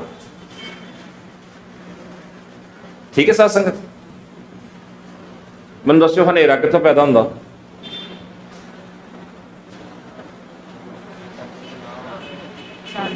ਹਨੇਰਾ ਕਿੱਥੋਂ ਪੈਦਾ ਹੁੰਦਾ? ਜਿਵੇਂ ਸੂਰਜ ਚੋਂ ਚਾਨਣ ਪੈਦਾ ਹੋ ਰਿਹਾ, ਇਹ ਬਲਬਾਂ ਚੋਂ ਚਾਨਣ ਪੈਦਾ ਹੋ ਰਿਹਾ, ਬਹੁਤ ਸਾਰੇ ਹੋਰ ਸਾਧਨ ਨੇ ਜਿੱਥੋਂ ਅਸੀਂ ਚਾਨਣ ਪੈਦਾ ਕਰ ਲਾਂਗੇ। ਚਾਨਣ ਪੈਦਾ ਹੋਣ ਦਾ ਕੋਈ ਸੋਰਸ ਆ, ਕੋਈ ਸਾਧਨ ਆ, ਕੋਈ ਸੋਮਾ ਆ ਜਿੱਥੋਂ ਚਾਨਣ ਨਿਕਲਦਾ। ਹਨੇਰਾ ਦੱਸੋ ਕਿੱਥੋਂ ਨਿਕਲਦਾ? ਕੋਈ ਸਵਿਚ ਆਨ ਕਰਨਾ ਪੈਂਦਾ? ਸਵਿਚ ਆਨ ਕਰਨਾ ਪੈਂਦਾ? ਬੋਲੋ। ਵੇਖ ਲਓ, ਰੋਜ਼ ਹੀ ਚਾਨਣ ਹਨੇਰਾ ਹੋ ਰਿਹਾ, ਲੇਕਿਨ ਸਾਨੂੰ ਇਹ ਨਹੀਂ ਸਮਝ ਲੱਗ ਰਹੀ ਵੀ ਹਨੇਰਾ ਕਿੱਥੋਂ ਨਿਕਲਿਆ। ਹਨੇਰੇ ਨੂੰ ਕਿਸੇ ਨੇ ਪੈਦਾ ਨਹੀਂ ਕੀਤਾ, ਹਨੇਰੇ ਦਾ ਕੋਈ ਸੋਮਾ ਨਹੀਂ, ਹਨੇਰਾ ਕਿਤਿਓਂ ਨਹੀਂ ਪੈਦਾ ਹੁੰਦਾ। ਅਸਲ 'ਚ ਚਾਨਣ ਦੀ ਅਣਹੋਂਦ ਹੀ ਹਨੇਰਾ ਹੈ।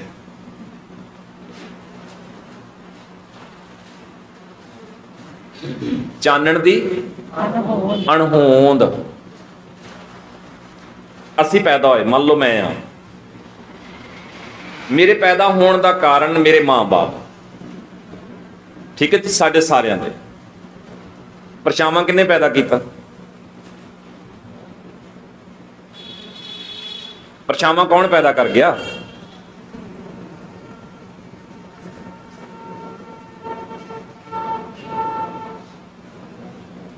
ਸਵੇਰ ਵੇਲੇ ਪਰਛਾਵਾਂ, ਸ਼ਾਮ ਵੇਲੇ ਪਰਛਾਵਾਂ, ਦੁਪਹਿਰ ਵੇਲੇ ਪਰਛਾਵਾਂ ਕਿੱਥੇ ਆ?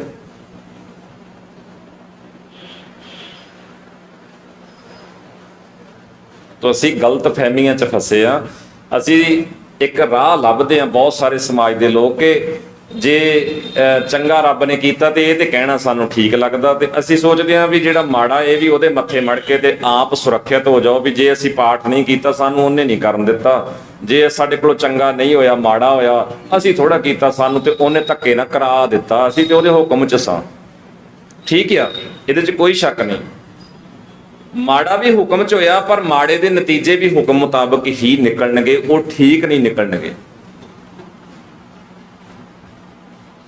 ਉਹ ਵੀ ਉਹਦੇ ਮੁਤਾਬਕ ਹੀ ਨਿਕਲਣਗੇ। ਕਈ ਇਦਾਂ ਦੇ ਸਵਾਲ ਵੀ ਆ, ਸ਼ਰਾਬ ਵੀ ਫਿਰ ਅਸੀਂ ਹੁਕਮ 'ਚ ਹੀ ਪੀਂਦੇ ਆ ਜੀ?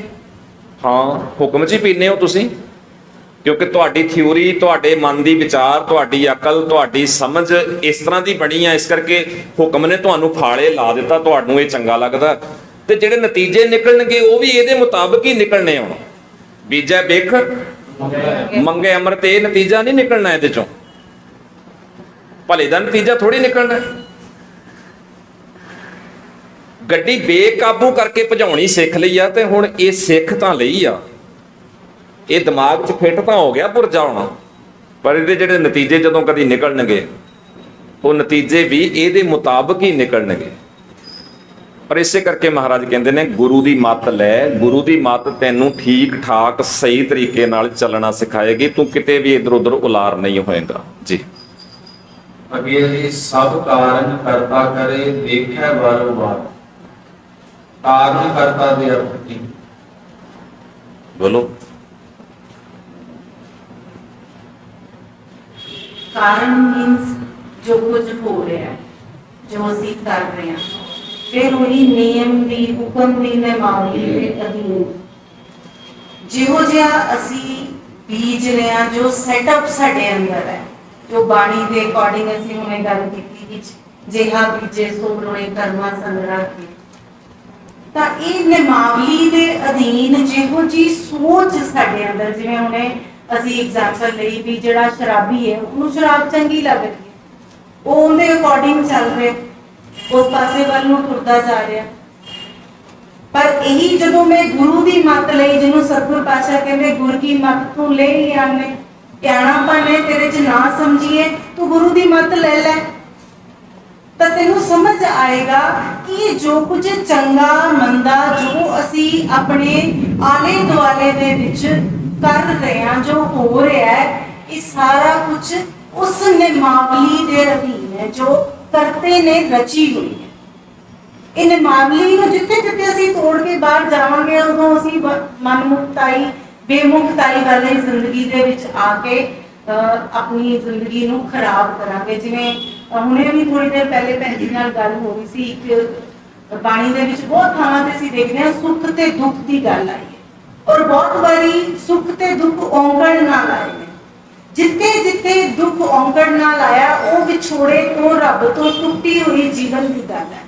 ਤੇ ਜਦੋਂ ਰੱਬ ਤੋਂ ਟੁੱਟਿਆ ਹੋਇਆ ਜੀਵਨ ਹੈ ਤੇ ਉਹ ਖੁਆਰੀ ਵਾਲਾ ਹੀ ਹੈ, ਉਹਦੇ ਵਿੱਚ ਖਰਾਬੀ ਹੈ, ਉਹ ਕਿਸੇ ਕਿਸਮ ਦੀ ਵੀ ਹੋ ਸਕਦੀ ਹੈ, ਉਹ ਮਾੜੇ ਸੁਭਾਅ ਦੀ ਵੀ ਹੋ ਸਕਦੀ ਹੈ, ਮਾੜੀ ਐਕਟੀਵਿਟੀ ਕਿਸੇ ਕਿਸਮ ਦੀ ਵੀ ਜਿਹੜੀ ਅਸੀਂ ਆਪਣੇ ਜੀਵਨ 'ਚ ਕਰ ਰਹੇ ਹਾਂ। ਤੇ ਜਦੋਂ ਉਹ ਸੁੱਖ ਦੀ ਗੱਲ ਸਤਿਗੁਰ ਪਾਤਸ਼ਾਹ ਕਰਦੇ, ਜਦੋਂ ਔਂਕੜ ਨਾਲ ਕਹਿੰਦੇ ਨੇ, ਉਹ ਰੱਬੀ ਮਿਲਾਪ ਦੀ ਹੈ। ਜਦੋਂ ਮੈਂ ਉਹਦੇ ਹੁਕਮ ਦੀ ਨਿਮਾਵਲੀ ਦੇ ਦਾਇਰੇ ਦੇ ਵਿੱਚ ਜ਼ਿੰਦਗੀ ਬਤੀਤ ਕਰਦਾ ਹਾਂ, ਉੱਥੇ ਮੈਂ ਕਦੀ ਵੀ ਗੜਬੜ ਨਹੀਂ। ਜਦੋਂ ਰੱਬੀ ਨਿਮਾਵਲੀ ਨੂੰ ਨਿਭਾਉਂਦੇ ਹੋਏ ਅਸੀਂ ਜ਼ਿੰਦਗੀ ਜੀ ਰਹੇ ਹਾਂ ਤੇ ਰੱਬ ਜੀ ਦੀ ਉਸ ਨਿਮਾਵਲੀ ਨੂੰ ਹਾਜ਼ਰ ਨਾਜ਼ਰ ਜਾਂਦੇ, ਜਿਹਨੂੰ ਅਸੀਂ ਰੱਬੀ ਹੋਂਦ ਦਾ ਅਹਿਸਾਸ ਕਹਿੰਦੇ ਹਾਂ, ਉਹਦੇ ਵਿੱਚ ਜਦੋਂ ਜੀ ਰਹੇ ਹਾਂ ਤਾਂ ਫਿਰ ਉੱਥੇ ਗੜਬੜ ਥੋੜਾ ਕਰਾਂਗੇ। ਬੜੀ ਸਿੰਪਲ ਜੀ ਐਗਜ਼ਾਮਪਲ ਤੋਂ ਦੇਖ ਸਕਦੇ ਹਾਂ। ਜਦੋਂ ਸਤਿਗੁਰ ਪਾਤਸ਼ਾਹ ਸਾਨੂੰ ਬਾਰ-ਬਾਰ ਬਾਣੀ 'ਚ ਕਹਿੰਦੇ ਨੇ, ਸਭ ਮੈਂ ਜੋਤ ਜੋਤ ਹੈ ਸੋਏ, ਤਿਸਦੇ ਚਾਨਣ ਸਭ ਮੈਂ ਚਾਨਣ, ਸਾਰਿਆਂ 'ਚ ਰੱਬ ਜੀ ਦੀ ਜੋਤ ਹੈ, ਪਰ ਸਾਨੂੰ ਨਜ਼ਰ ਆਉਂਦੀ ਹੈ?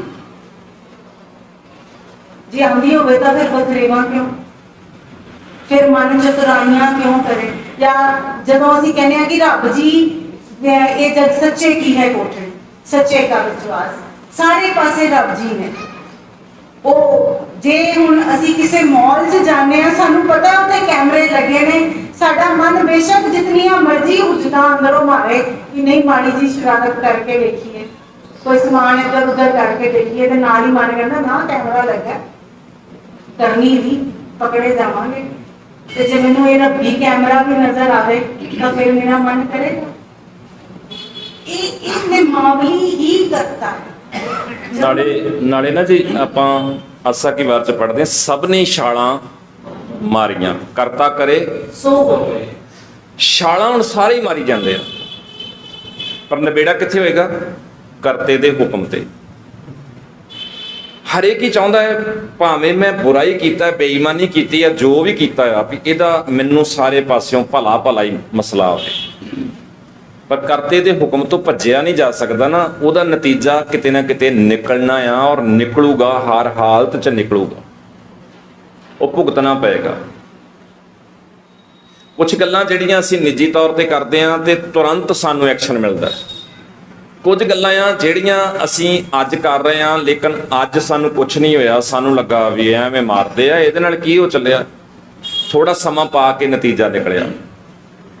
ਕੁਝ ਗੱਲਾਂ ਜਿਹੜੀਆਂ ਇਸ ਵੇਲੇ ਕਰ ਰਹੇ ਹਾਂ, ਉਹ ਹੋ ਸਕਦਾ ਸਾਡੇ ਵੇਖਣ 'ਚ ਨਾ ਆਵੇ, ਲੇਕਿਨ ਸਾਡੀਆਂ ਪੀੜ੍ਹੀਆਂ ਨੂੰ ਭੁਗਤਣਾ ਪਵੇ, ਅਗਲੀ ਔਲਾਦ ਨੂੰ ਭੁਗਤਣਾ ਪਵੇ। ਕੁਝ ਗੱਲਾਂ ਨਿੱਜੀ ਤੌਰ ਤੇ ਕਰਦੇ ਆ, ਨਿੱਜੀ ਤੌਰ ਤੇ ਭੁਗਤਦੇ ਆ। ਕੁਝ ਗੱਲਾਂ ਵਾ ਜਿਹੜੀਆਂ ਇੱਕ ਬੰਦਾ ਕਰਦਾ ਔਰ ਪੂਰੇ ਸਮਾਜ ਨੂੰ ਭੁਗਤਣਾ ਪੈਂਦਾ। ਜਿਵੇਂ ਤੁਸੀਂ ਆ ਵੇਖੋ, ਜਿਹੜਾ ਕਰੋਨੇ ਵਾਲਾ ਮਸਲਾ ਜਦੋਂ ਦਾ ਚੱਲਿਆ, ਕਈ ਤਰ੍ਹਾਂ ਦੇ ਵਿਚਾਰ, ਪਤਾ ਨਹੀਂ ਕੀ ਸੱਚ ਹੈ ਅਸਲ 'ਚ। ਉਹ ਕਹਿੰਦੇ ਵੀ ਇਹ ਲੈਬ ਦੇ ਵਿੱਚ ਤਿਆਰ ਹੋਇਆ, ਸੁਣਿਆ ਹੋਣਾ ਤੁਸੀਂ ਵੀ ਇਹ ਲੈਬ ਦੇ ਵਿੱਚ ਤਿਆਰ ਹੋਇਆ। ਕੋਈ ਕਹਿੰਦਾ ਅਮਰੀਕਾ ਨੇ ਤਿਆਰ ਕੀਤਾ, ਕੋਈ ਕਹਿੰਦਾ ਚਾਈਨਾ ਨੇ ਕੀਤਾ। ਹੁਣ ਮੰਨ ਲਓ ਜੇ ਲੈਬ 'ਚ ਤਿਆਰ ਹੋਇਆ ਤੇ ਉਹ ਇੱਕ ਥਾਂ ਤੋਂ ਕੁਝ ਬੰਦਿਆਂ ਦੇ ਸਮੂਹ ਨੇ, ਕੁਝ ਇੱਕ ਸਰਕਾਰ ਦੇ ਰਹਿਨੁਮਾਈ ਦੇ ਵਿੱਚ ਇਹ ਸਾਰਾ ਕੁਝ ਹੋਇਆ, ਭੁਗਤਿਆ ਕਿੰਨੇ? ਸਾਡਾ ਤਾਂ ਉਹਦੇ 'ਚ ਰੋਲ ਹੀ ਕੋਈ ਨਹੀਂ, ਪਰ ਕਾਰਨ ਉਹਦੇ 'ਚ ਸਾਡਾ ਸਾਰਿਆਂ ਦਾ ਇਹ ਸੀਗਾ ਕਿ ਇਹੋ ਜਿਹੀਆਂ ਸਰਕਾਰਾਂ ਚੁਣਨ ਵੇਲੇ ਜਾਂ ਇਹੋ ਜਿਹੇ ਲੋਕਾਂ ਨੂੰ ਜਦੋਂ ਸਾਹਮਣੇ ਆਉਂਦੇ ਆ, ਉਦੋਂ ਅਸੀਂ ਜਾਂ ਚੁੱਪ ਰਹਿੰਦੇ ਆ ਜਾਂ ਸਮਰਥਨ ਦਿੰਦੇ ਆ, ਜਦੋਂ ਉਹ ਸਾਹਮਣੇ ਤਾਕਤ ਵਿੱਚ ਆ ਜਾਂਦੇ ਨੇ, ਜਦੋਂ ਐਕਸ਼ਨ ਕਰਦੇ ਆ, ਤਾਂ ਉਹ ਜਿਹੜੀ ਅਸੀਂ ਸਮਰਥਨ ਦਿੱਤਾ ਜਾਂ ਜਦੋਂ ਅਸੀਂ ਚੁੱਪ ਰਹੇ, ਉਹਦਾ ਨਤੀਜਾ ਤਾਂ ਫਿਰ ਸਾਨੂੰ ਭੁਗਤਣਾ ਹੀ ਪਏਗਾ ਨਾ। ਯਾਨੀ ਉਹਦੇ 'ਚ ਸਾਡਾ ਕੋਈ ਨਾ ਕੋਈ ਹਿੱਸਾ ਜ਼ਰੂਰ ਆ ਜਿਹੜਾ ਸਾਨੂੰ ਭੁਗਤਣਾ ਪੈਂਦਾ ਆ। ਤਾਂ ਬਹੁਤ ਸਾਰੀਆਂ ਗੱਲਾਂ ਜਿਹੜੀਆਂ ਸਾਨੂੰ ਇਦਾਂ ਹੋਰ ਵੀ ਅਜੇ ਪੜਨ ਦੀ ਲੋੜ ਹੈਗੀ ਆ। ਹਾਂ, ਕਰਤੇ ਦੇ ਹੁਕਮ ਦਾ ਅੰਤ ਨਹੀਂ, ਕਰਤੇ ਦਾ ਅੰਤ ਨਹੀਂ। ਅਸੀਂ ਕਈ ਵਾਰੀ ਕਹਿੰਦੇ ਆ ਵੀ ਸਾਰੀਆਂ ਗੱਲਾਂ ਹੁਣ ਸਾਡੇ ਵੱਸ ਤਾਂ ਨਹੀਂ ਨਾ ਜੀ, ਹੋ ਜਾਂਦੀਆਂ ਕਈ ਵਾਰੀ, ਤਾਂ ਇਹਦੇ 'ਚ ਕੋਈ ਸ਼ੱਕ ਨਹੀਂ, ਬਹੁਤ ਸਾਰਾ ਕੁਛ ਹੈ ਜਿਹਦਾ ਅੰਤ ਨਹੀਂ ਹੋ ਸਕਦਾ। ਤਾਂ ਸਾਡੀ ਸਮਝ ਵਿੱਚੋਂ ਵੀ ਕਈ ਗੱਲਾਂ ਹੋਣਗੀਆਂ ਜਿਹੜੀਆਂ ਬਾਹਰ ਹੋ ਜਾਣਗੀਆਂ, ਪਰ ਹੋ ਜਾਂਦੀਆਂ, ਵਾਪਰ ਜਾਂਦੀਆਂ, ਇਸ ਕਰਕੇ ਉਹ ਭੁਗਤਣੀਆਂ ਵੀ ਪੈਂਦੀਆਂ ਨੇ ਜੀ।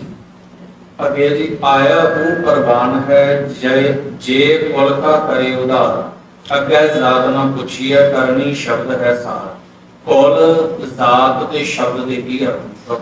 ਕੁਲ ਦਾ ਅਰਥ ਹੈ ਜੀ ਖਾਨਦਾਨ। ਕੁਲ ਦਾ ਅਰਥ ਹੈ ਖਾਨਦਾਨ। ਇਹ ਬਾਣੀ 'ਚ ਬਹੁਤ ਵਾਰੀ ਵਰਤਿਆ। ਔਰ ਜਦੋਂ ਅਸੀਂ ਸਤਿਗੁਰੂ ਜੀ ਦੀ ਬਾਣੀ ਨੂੰ ਪੜ੍ਹਦੇ ਹਾਂ, ਕੁਲ ਦਾ ਅਰਥ ਖਾਨਦਾਨ ਹੈ। ਖਾਨਦਾਨ ਦੇ ਵਿੱਚ ਸਾਡੀ ਪੀੜ੍ਹੀ ਆ ਜਾਏਗੀ, ਜਿਵੇਂ ਦਾਦੇ ਪੜਦਾਦੇ, ਚਾਚੇ ਤਾਏ ਤੇ ਅੱਗੋਂ ਪੈਦਾ ਹੋਏ ਬੱਚੇ। ਤਾਂ ਜਦੋਂ ਅਸੀਂ ਕੁਲ ਦੀ ਗੱਲ ਕਰਦੇ ਹਾਂ ਤਾਂ ਪਹਿਲਾਂ ਸਮਾਜਿਕ ਤੌਰ ਤੇ ਤਾਂ ਇਸ ਤਰ੍ਹਾਂ ਬਣੇਗਾ, ਪਰ ਜਦੋਂ ਅਸੀਂ ਸਤਿਗੁਰੂ ਜੀ ਦੀ ਬਾਣੀ ਨੂੰ ਪੜ੍ਹਦੇ ਹਾਂ, ਫਿਰ ਮਹਾਰਾਜ ਕਹਿੰਦੇ ਨੇ ਹਰਿ ਕਾ ਨਾਮ ਰਿਧੈ ਨਿਧਿਆਈ ਸੰਗੀ ਸਾਥੀ। ਹੁਣ ਸੰਗੀ ਸਾਥੀ ਸ਼ਬਦ ਆ ਗਿਆ। ਹੁਣ ਜਦੋਂ ਸੰਗੀ ਸਾਥੀ ਨੂੰ ਫੇਰ ਆਪਾਂ ਸਟੱਡੀ ਕਰਾਂਗੇ, ਤੇ ਸੰਗੀ ਸਾਥੀ ਨੂੰ ਸਟੱਡੀ ਕਰਦੇ ਹਾਂ, ਫਿਰ ਸਾਡੇ ਸਾਹਮਣੇ ਆਉਂਦਾ ਵੀ ਮਹਾਰਾਜ ਸੱਚੇ ਪਾਤਸ਼ਾਹ ਸਾਡੇ ਆ ਜਿਹੜੇ ਗਿਆਨ ਇੰਦਰੇ, ਕਰਮ ਇੰਦਰੇ ਆ, ਸਭ ਤੋਂ ਪਹਿਲਾਂ ਸੰਗੀ ਸਾਥੀ ਸਾਡੇ ਇਹ ਆ, ਦੀਨ ਦਿਆਲ ਭਰੋਸਾ ਤੇਰਾ ਸਭ ਪਰਿਵਾਰ। ਕਿਹੜਾ ਸਭ ਪਰਿਵਾਰ? ਸ੍ਰੀ ਚੰਦ ਹੋਣੀ ਤੇ ਚੜੇ ਹੀ ਨਹੀਂ ਸੀ, ਤਾਂ ਸਾਡੇ ਚੋਂ ਵੀ ਕੋਈ ਵੇਰ ਸਕਦਾ। ਧੀਆਂ ਪੁੱਤਰਾਂ ਦੇ, ਪਰਿਵਾਰ ਦੇ ਜੀਆਂ ਦੀ ਆਪਣੀ ਕੋਈ ਸੋਚ ਹੋ ਸਕਦੀ ਆ, ਨਹੀਂ ਮਨ ਮੰਨਿਆ ਕੋਈ ਗੱਲ ਨਹੀਂ, ਪਰ ਸਭ ਤੋਂ ਪਹਿਲਾਂ ਸਭ ਪਰਿਵਾਰ ਚੜਾਇਆ ਬੇੜਾ ਜਾਂ ਸੰਗੀ ਸਾਥੀ ਸਗਲ ਤਰਾਈ, ਉਹ ਸਾਡੇ ਪਹਿਲਾਂ ਆ ਚੜਨਗੇ, ਗਿਆਨ ਇੰਦਰੇ, ਕਰਮ ਇੰਦਰੇ। ਸੁਣਿਓ, ਵੇਖੋ, ਇੱਕ ਥਾਂ ਤੇ ਸਾਨੂੰ ਬਾਣੀ 'ਚ ਮਿਲਦਾ, ਚੱਲਣ ਚੱਬਣ ਰਤਨ ਸੇ ਸੁਣੀਅਰ ਬਹਿ ਗਏ, ਹੇੜੇ ਮੁਤੀ ਧਾ ਸੇ ਜਾਨੀ ਚੱਲ ਗਏ। ਉਹ ਜਾਨੀ ਕੌਣ ਨੇ? ਉਹ ਪਿਆਰੇ ਕੌਣ ਨੇ? ਚੱਲਣ ਪੈਰ, ਚੱਬਣ ਦੰਦ, ਠੀਕ ਹੈ ਜੀ। ਚੱਲਣ ਚੱਬਣ ਰਤਨ ਦੰਦ, ਸੁਣੀਅਰ ਕੰਨ, ਚੱਲਣ ਚੱਬਣ ਰਤਨ ਸੇ ਸੁਣੀਅਰ ਬਹਿ ਗਏ। ਆ ਮੇਰੇ ਸਾਥੀ ਸਾਰੇ ਵਿਚਾਰੇ ਹਾਰ ਗਏ ਆ, ਅੱਖਾਂ ਆਪਣੀ ਜ਼ਿੰਮੇਵਾਰੀ ਨਹੀਂ ਨਿਭਾ ਪਾ ਰਹੀਆਂ, ਇਹ ਪਰਾਇਆ ਰੂਪ ਵੇਖਣ ਵਾਲੇ ਪਾਸੇ ਲੱਗ ਜਾਂਦੀਆਂ, ਮਨ ਦੀ ਗ੍ਰਿਫਤ ਵਿੱਚ ਆ ਗਈਆਂ ਨੇ। ਕੰਨ ਮੇਰੇ ਨਿੰਦਿਆ ਚੁਗਲੀ ਸੁਣਨ ਵਾਲੇ ਪਾਸੇ ਚਲੇ ਜਾਂਦੇ ਆ। ਇਹ ਜਿਹੜੇ ਮੇਰੇ ਦੰਦ ਜਾਂ ਮੇਰਾ ਮੂੰਹ ਹੈ, ਇਹ ਪਰਾਇਆ ਹੱਕ ਹਰਾਮ ਖਾਣ ਦੇ ਵਿੱਚ ਮਸਤ ਹੋ ਜਾਂਦਾ ਆ। ਤਾਂ ਜਦੋਂ ਅਸੀਂ ਇਹਨਾਂ ਚੀਜ਼ਾਂ ਨੂੰ ਫਿਰ ਹੋਰ ਵੇਖਦੇ ਹਾਂ, ਤੇ ਮਹਾਰਾਜ ਸੱਚੇ ਪਾਤਸ਼ਾਹ ਦਾ ਉਹ ਸ਼ਲੋਕ ਤੁਹਾਨੂੰ ਯਾਦ ਹੋਏਗਾ, ਗੁਰੂ ਅੰਗਦ ਸਾਹਿਬ ਦਾ, ਜਦੋਂ ਮਹਾਰਾਜ ਕਹਿੰਦੇ ਅੱਖੀਂ ਬਾਝੋਂ ਵੇਖਣਾ, ਬਿਨ ਕੰਨਾਂ ਸੁਣਨਾ, ਪੈਰਾਂ ਬਾਝੋਂ ਚੱਲਣਾ, ਬਿਨ ਹੱਥਾਂ ਕਰਨਾ, ਜੀਭੈ ਬਾਝੋਂ ਬੋਲਣਾ, ਇਉਂ ਜੀਵਤ ਮਰਨਾ। ਤਾਂ ਜਦੋਂ ਅਸੀਂ ਇਦਾਂ ਦੇਖਦੇ ਹਾਂ ਤਾਂ ਫਿਰ ਸਾਨੂੰ ਇਹ ਸਮਝ ਲੱਗਦੀ ਹੈ ਕਿ ਅਸਲ 'ਚ ਗੁਰਬਾਣੀ 'ਚ ਕੁਲ ਦਾ ਮਸਲਾ ਜਿਹੜਾ ਆ, ਆਪਾਂ ਇੱਕ ਦਿਨ ਵਾਰ ਦੇ ਦੌਰਾਨ ਵੀ ਦੇਖਿਆ ਸੀ, ਜਿੱਦਣ ਆਪਾਂ ਭਾਈ ਸੱਤਾ ਜੀ ਬਲਵੰਡ ਜੀ ਵਾਲੀ ਵਾਰ ਪੜ੍ਹਦੇ ਸਾਂ, ਤਾਂ ਉਹ ਗੁਰਦਾਸ ਮਾਨ ਨੇ ਜਿਹੜਾ ਇੱਕ ਭੱਦਾ ਜਿਹਾ ਵਿਚਾਰ ਦਿੱਤਾ ਸੀਗਾ ਕਿ ਇੱਕ ਨਕੋਦਰ ਦੇ ਕਿਸੇ ਬਾਬੇ ਨੂੰ, ਨਸ਼ਿਆਂ ਵਾਲੇ ਨੂੰ, ਉਹਨੇ ਗੁਰੂ ਅਮਰਦਾਸ ਜੀ ਦੀ ਕੋਲ 'ਚੋਂ ਕਹਿ ਦਿੱਤਾ ਸੀ। ਪਰ ਆਪਾਂ ਵੇਖ ਰਹੇ ਸਾਂ ਕਿ ਗੁਰੂ ਨਾਨਕ ਸਾਹਿਬ ਦੀ ਕੋਲ 'ਚ ਗੁਰੂ ਅੰਗਦ ਆ, ਸ੍ਰੀ ਚੰਦ ਨਹੀਂ ਆ। ਗੁਰੂ ਨਾਨਕ ਜੀ ਦੀ ਅਸਲ ਕੋਲ ਗੁਰੂ ਅੰਗਦ ਆ। ਗੁਰੂ ਅੰਗਦ ਸਾਹਿਬ ਜੀ ਦੀ ਅਸਲ ਕੋਲ ਗੁਰੂ ਰਾਮਦਾਸ ਆ, ਗੁਰੂ ਅਮਰਦਾਸ ਆ, ਗੁਰੂ ਅਰਜਨ ਸਾਹਿਬ ਆ। ਔਰ ਭੱਟ ਸਾਹਿਬਾਨ ਜੀ ਨੇ ਇਹੀ ਸ਼ਬਦ ਇਦਾਂ ਹੀ ਵਰਤਿਆ, ਨਾਨਕ ਨਿਮਲ ਕੋਲ ਅਵਤਰਿਓ। ਨਾਨਕ ਜੀ ਦੀ ਨਿਰਮਲ ਕੋਲ ਵਿੱਚ ਇਹ ਪੈਦਾ ਹੋਏ ਆ। ਤਾਂ ਜਦੋਂ ਅਸੀਂ ਕੋਲ ਦੀ ਗੱਲ ਕਰਦੇ ਹਾਂ ਤਾਂ ਉੱਥੇ ਗੁਰੂ ਰਾਮਦਾਸ ਜੀ ਨੇ ਸ਼ਬਦ ਵਰਤੇ, ਆਖਣ ਲੱਗੇ, ਜਨ ਨਾਨਕ ਕੇ ਗੁਰਸਿੱਖ ਪੁੱਤੋ ਹਰ ਜਪਿਓ ਹਰ ਨਿਸਤਾਰੇ। ਗੁਰੂ ਨਾਨਕ ਦੇ ਪੁੱਤਰ ਨੇ ਸਿੱਖ। ਤਾਂ ਕੋਲ ਆਈ ਪਹਿਲਾਂ ਤਾਂ ਸਾਡਾ ਆਪਣਾ ਆ ਸਿਲਸਿਲਾ ਜਿਹੜਾ ਅਸੀਂ ਧਾਰਨ ਕਰਕੇ ਬੈਠੇ ਹੋਏ ਆ, ਅੱਖਾਂ ਮੂੰਹ ਨੱਕ ਕੰਨ ਗਿਆਨ ਇੰਦਰੇ ਕਰਮ ਇੰਦਰੇ। ਉਸ ਤੋਂ ਬਾਅਦ ਕਿਸੇ ਪਰਿਵਾਰ ਦੇ ਜੀਅ ਦੀ ਅਸੀਂ ਗੱਲ ਕਰ ਸਕਦੇ ਹਾਂ। ਤਾਂ ਯਕੀਨਨ ਜੇ ਅਸੀਂ ਸੱਚੇ ਨਾਮ ਵੱਲ ਜੁੜਦੇ ਹਾਂ ਤਾਂ ਸਾਡੇ ਸਭ ਤੋਂ ਪਹਿਲਾਂ ਇਹ ਤਰਨਗੇ, ਫਿਰ ਅਸੀਂ ਕਿਸੇ ਦੂਜੇ ਵੱਲ ਵੀ ਧਿਆਨ ਦੇ ਸਕਦੇ ਹਾਂ ਜੀ। ਸਤਿਗੁਰ ਦਾ ਸ਼ਬਦ ਸੁਣਨਾ ਜਾਗੇ, ਸਤਿਗੁਰ ਦੇ ਸ਼ਬਦ ਦਾ ਕੀ ਅਰਥ? ਸ਼ਬਦ ਦਾ ਅਰਥ ਗੁਰਬਾਣੀ ਦੇ ਵਿੱਚ ਬਹੁਤ ਵਾਰੀ ਹੁਕਮ ਵੀ ਆਇਆ ਜੀ। ਸ਼ਬਦ ਦਾ ਅਰਥ ਸਤਿਗੁਰੂ ਦੀ ਬਾਣੀ ਤੋਂ ਵੀ ਆਇਆ, ਸਤਿਗੁਰੂ ਦਾ ਸ਼ਬਦ ਕਰੈਕਟਰ ਤੋਂ, ਕਿਰਦਾਰ ਤੋਂ ਵੀ ਆਇਆ। ਸ਼ਬਦ ਦਾ ਮਤਲਬ ਹੁਕਮ ਵੀ ਹੈ, ਸ਼ਬਦ ਦਾ ਮਤਲਬ ਗੁਰੂ ਗ੍ਰੰਥ ਸਾਹਿਬ ਜੀ ਦੀ ਬਾਣੀ ਦਾ ਸ਼ਬਦ ਵੀ ਹੈ, ਔਰ ਸ਼ਬਦ ਦਾ ਮਤਲਬ ਕਿਰਦਾਰ, ਕਰੈਕਟਰ ਵੀ ਹੈ। ਅੰਦਰੋਂ ਜਿਨ ਕਾ ਮੋਹ ਟੁੱਟਾ ਤਿਨ ਕਾ ਸ਼ਬਦ ਸੱਚੈ ਸਵਾਰਿਆ ਜੀ। ਇੱਕ ਸ਼ਬਦ ਤੂੰ ਜੀਣਾ ਨਹੀਂ, ਫਿਰ ਜੁਨੀ ਆਵੇਗਾ। ਫਿਰ ਦਾ ਅਰਥ ਹੈ ਵਾਰ-ਵਾਰ। ਜਿੱਥੋਂ ਬੰਦਾ ਕਈ ਵਾਰ ਆਸੇ-ਪਾਸੇ ਹੁੰਦਾ, ਜਿਵੇਂ ਮੰਨ ਲਓ ਮੈਂ ਮਿਸਾਲ ਇੱਕ ਦਿਨਾ, ਬੰਦਾ ਲੋਭੀ ਹੈ, ਲਾਲਚ ਕਰਦਾ, ਖੋਹਦਾ ਆ, ਠੱਗੀ ਕਰਦਾ ਆ, ਪਰ ਜਦੋਂ ਵਿੱਚੋਂ ਸਮਾਂ ਨਿਕਲਦਾ ਜਾਂ ਕਦੀ ਗੁਰਪੁਰਬ ਜਾਂ ਸੰਗਰਾਂਦ ਵਾਲੇ ਦਿਨ ਸਮਾਂ ਕੱਢ ਕੇ ਗੁਰਦੁਆਰੇ ਆਉਂਦਾ ਤੇ ਉਹ ਘੰਟਾ ਕੁ ਰੋਟੀਆਂ ਚੁੱਕ ਕੇ ਜਾਂ ਦਾਲ ਵਾਲੀ ਬਾਲਟੀ ਫੜ ਕੇ ਲੰਗਰ ਵਿੱਚ ਸੇਵਾ ਕਰਦਾ, ਉਦੋਂ ਬੜਾ ਉਹ ਭੈ ਭਾਵਨੀ ਜੀ ਵਾਲਾ ਬਣ ਕੇ ਵਿਚਰ ਰਿਹਾ ਹੁੰਦਾ। ਤੇ ਲੇਕਿਨ ਉਹ ਜਿਹੜਾ ਘੰਟਾ ਕੁ ਉਹਨੇ ਸੇਵਾ ਕੀਤੀ, ਥੋੜੀ ਦੇਰ ਉਹਨੇ ਬਰਤਨ ਵੀ ਮਾਂਜੇ, ਬੜਾ ਉਹਨੇ ਅੱਖਾਂ ਮੀਟ ਕੇ ਸਤਨਾਮ ਵਾਹਿਗੁਰੂ ਵੀ ਨਾਲ ਕਰਦਾ ਰਿਹਾ, ਉਦੋਂ ਇਹ ਲੱਗਦਾ ਸੀ ਵੀ ਇਹਦੇ ਵਰਗਾ ਭਗਤ ਨਹੀਂ ਕੋਈ ਹੋਣਾ। ਪਰ ਜਿਵੇਂ ਹੀ ਉਹ ਸਾਰਾ ਕੁਝ ਛੱਡ ਕੇ ਬਾਹਰ ਹੋਇਆ, ਫੇਰ ਉੱਥੇ ਹੀ ਚਲੇ ਗਿਆ। ਜਾਨੀ ਕਿ ਵਾਰ-ਵਾਰ ਉੱਥੇ ਹੀ ਆਉਣਾ। ਆਵਾ ਗਮਨ ਹੋਤ ਹੈ ਫੋਨ ਇਹ ਪ੍ਰਸੰਗ ਨਾ ਟੂਟੈ। ਤੋ ਇਹ ਸਾਡਾ ਘੜੀ ਮੁੜੀ ਵਾਰ-ਵਾਰ ਹੋ ਰਿਹਾ। ਦੇਖੋ, ਆਖਾਂ ਜੀਵਾਂ ਵਿਸਰੈ, ਹੁਣ ਜਦੋਂ ਵਿਸਰੈ ਮਰ ਜਾਉ ਵਾਲੀ ਗੱਲ ਹੋਈ, ਇਨਸਾਨ ਤਾਂ ਮਰ ਗਿਆ। ਹਰ ਬਿਸਰਤ ਤੇਰੇ ਗੁਣ ਗਲਿਆ, ਹਰ ਬਿਸਰਤ ਤੇਰੇ ਗੁਣ ਗਲਿਆ। ਹੁਣ ਜਿਹੜੇ ਰੱਬ ਵਾਲੇ ਸੋਹਣੇ ਗੁਣ ਸੀ, ਇਨਸਾਨ ਵਾਲੇ ਗੁਣ ਸੀ, ਉਹ ਤੇ ਗਏ ਗਾਲ। ਰੱਬ ਨੂੰ ਭੁੱਲਣ ਕਰਕੇ ਉਹ ਤੇ ਗਏ ਗਾਲ। ਤੇ ਹੁਣ ਆਖਰ ਅੰਦਰ ਕੋਈ ਆਊਗਾ ਨਾ, ਖਾਲੀ ਤਾਂ ਰਹਿ ਨਹੀਂ ਸਕਦਾ। ਜੇ ਗੁਣ ਗਲ ਗਏ ਤੇ ਔਗਣ ਆਉਣਗੇ। ਤਾਂ ਫਿਰ ਮਹਾਰਾਜ ਕਹਿੰਦੇ ਜੇ ਹੁਣ ਇਹ ਇਨਸਾਨ ਨਹੀਂ ਰਿਹਾ ਤੇ ਪਸ਼ੂ ਤਾਂ ਰਹੇਗਾ ਨਾ। ਹੁਣ ਇਹ ਪਸ਼ੂ ਤਾਂ ਹਰ ਹਾਲਤ 'ਚ ਰਹੇਗਾ। ਤੋ ਫਿਰ ਦਾ ਮਤਲਬ ਹੈ ਘੜੀ ਮੁੜੀ ਉਹਨਾਂ ਗੱਲਾਂ 'ਚ ਜਾਣਾ, ਉਹਦੇ 'ਚੋਂ ਬਾਹਰ ਆਉਣਾ। ਰਾਤ ਨੂੰ ਲੋਕੀ ਰੱਜ ਕੇ ਸ਼ਰਾਬ ਪੀਂਦੇ ਆ, ਸਵੇਰੇ ਉਹਨਾਂ ਦੀ ਹਾਲਤ ਵੇਖੋ, ਨਹਾ ਧੋ ਕੇ ਫਿਰ ਗੁਰਦੁਆਰੇ ਜਾਣਗੇ, ਫਿਰ ਕਹਿਣਗੇ ਨਹੀਂ ਹੁਣ ਨਾ ਬੜਾ ਤੰਗ ਕਰਦੀ ਹੈ, ਛੱਡ ਦੇਣੀ ਆ। ਉਹ 12-1 ਵਜੇ ਤੱਕ ਇਦਾਂ ਕਰਦੇ ਰਹਿਣਗੇ, ਨਹੀਂ ਬੜੀ ਤੰਗ ਕਰਦੀ, ਛੱਡ ਦੇਣੀ ਆ। ਔਰ ਜਿਵੇਂ 3-4 ਵਜਦੇ ਨਾ, ਫਿਰ ਉਹਨਾਂ ਨੂੰ ਸ਼ੁਰੂ ਹੋ ਜਾਂਦਾ ਵੀ ਚੱਲ ਅੱਜ ਥੋੜੀ ਜਿਹੀ ਪੀਨੇ ਆ, ਘੱਟ ਪੀ ਲਾਂਗੇ, ਹੈਨਾ। ਉੱਥੇ ਜਾਂਦੇ ਆ, ਉਹ ਘੱਟ ਪੀਣ ਦੇ ਮਨਸ਼ਾ ਨਾਲ ਜਾਂਦੇ ਆ, ਪਰ ਪੀ ਫਿਰ ਵੱਧ ਲੈਂਦੇ ਆ। ਉਹੀ ਰਾਤ ਵਾਲਾ ਰੌਲਾ ਹੀ ਫਿਰ ਸ਼ੁਰੂ ਹੋ ਜਾਂਦਾ। ਫਿਰ ਸਵੇਰੇ ਨਹਾ ਧੋ ਕੇ ਗੁਰਦੁਆਰੇ ਜਾਂਦੇ, ਫਿਰ ਕਹਿਣਗੇ ਨਹੀਂ ਹੁਣ ਮੈਂ ਨਾ ਸੋਚ ਲਿਆ, ਮੈਂ ਮਨ ਬਣਾ ਲਿਆ। ਉਹ 12-1-2 ਵਜੇ ਤੱਕ ਫਿਰ ਇਦਾਂ ਕਰਦੇ। ਬਹੁਤ ਲੋਕ ਨੇ ਸਵੇਰੇ ਹੁਣ ਨਹਾ ਕੇ ਜਪਜੀ ਦਾ ਪਾਠ ਵੀ ਕਰਨਗੇ। ਮੈਨੂੰ ਇੱਕ ਪੁੱਛਦਾ, ਕਹਿੰਦਾ ਮੈਂ ਕਹਿੰਦਾ ਰਾਤ ਨੂੰ ਥੋੜਾ ਜਿਹਾ ਸ਼ਰਾਬ ਪੀ ਲੈਣਾ, ਤੇ ਜੇ ਸਵੇਰੇ ਨਹਾ ਕੇ ਮੈਂ ਪਾਠ ਕਰ ਲਾਂ ਤੇ ਇਹ ਮਾੜੀ ਗੱਲ ਤਾਂ ਨਹੀਂ ਆ? ਮੈਂ ਕੀ ਕਹਾਂ ਵੀ ਮਤਲਬ ਇਹ ਪਾਠ ਕਰਨਾ ਮਾੜੀ ਗੱਲ ਹੈ? ਪਾਠ ਕਰਨਾ ਥੋੜੀ ਮਾੜੀ ਗੱਲ ਹੁੰਦੀ ਹੈ। ਹੁਣ ਉਹ ਇਹ ਨਹੀਂ ਪੁੱਛ ਰਿਹਾ ਵੀ ਮੈਨੂੰ ਆ ਸ਼ਰਾਬ ਪੀਣੀ ਮਾੜੀ ਗੱਲ ਆ, ਉਹ ਇਹ ਪੁੱਛ ਰਿਹਾ ਵੀ ਆ ਜਿਹੜਾ ਸਵੇਰੇ ਮੈਂ ਪਾਠ ਕਰ ਲੈਂਦਾ ਇਹ ਮਾੜੀ ਗੱਲ ਆ। ਮਤਲਬ ਉਹ ਕਿੱਡੇ ਚਲਾਕੀ ਵਾਲੇ ਸ਼ਬਦਾਂ ਦੇ ਵਿੱਚ ਮੇਰੇ ਕੋਲ ਇਹ ਮੋਹਰ ਲਵਾ ਰਿਹਾ ਵੀ ਰਾਤ ਨੂੰ ਪੀ ਕੇ ਜੇ ਸਵੇਰੇ ਪਾਠ ਕਰ ਲਈਏ ਤੇ ਠੀਕ ਹੀ ਆ ਨਾ ਕੰਮ। ਤਾਂ ਇਦਾਂ ਦੀ ਹਾਲਤ ਵਿੱਚ ਸਾਡੇ ਲੋਕ ਆ। ਅਸਲ 'ਚ ਅਸੀਂ ਬੁਰੀ ਗੱਲ ਨੂੰ ਜਿਹੜਾ ਬੁਰੇ ਤਰੀਕੇ ਨਾਲ ਲੈਣਾ ਨਹੀਂ ਚਾਹੁੰਦੇ, ਉਹਨੂੰ ਵੀ ਰੱਖਣਾ ਚਾਹੁੰਦੇ ਹਾਂ, ਤੇ ਦੂਜੇ ਪਾਸੇ ਅਸੀਂ ਇਹ ਵੀ ਕਰਨਾ ਚਾਹੁੰਦੇ ਹਾਂ ਜੀ। ਕਈ ਜਨਮ ਭਏ ਕੀਟ ਪਤੰਗਾ, ਇਹਦੇ ਉਸੇ ਸ਼ਬਦ ਨੂੰ ਤੁਸੀਂ ਧਿਆਨ ਨਾਲ ਪੜ੍ਹਿਓ ਜੀ। ਉਸ ਸ਼ਬਦ ਦੇ ਅੰਦਰ ਵੈਸੇ ਉੱਤਰ ਮੈਂ ਜਿਹੜਾ ਪਹਿਲਾ ਉੱਤਰ ਦਿੱਤਾ ਉਹਦੇ 'ਚ ਦੇ ਵੀ ਦਿੱਤਾ ਹੈ। ਔਰ ਜਦੋਂ ਤੁਸੀਂ ਉਸ ਸ਼ਬਦ ਨੂੰ ਪੜ੍ਹੋਗੇ, ਕਈ ਜਨਮ ਭੈ ਕੀਟ ਪਤੰਗਾ, ਕਈ ਜਨਮ ਗਜ ਮੀਨ ਕੁਰੰਗਾ, ਕਈ ਜਨਮ ਪੰਖੀ ਸਰਪ ਹੋਇਓ, ਕਈ ਜਨਮ ਹੈਵਰ ਬ੍ਰਿਖ ਜੋਇਓ, ਮਿਲ ਜਗਦੀਸ਼ ਮਿਲਣ ਕੀ ਬਰੀਆ, ਹੈ ਨਾ, ਚਰੰਗ ਕਾਲ ਇਹ ਦੇ ਸੰਜਰੀਆ।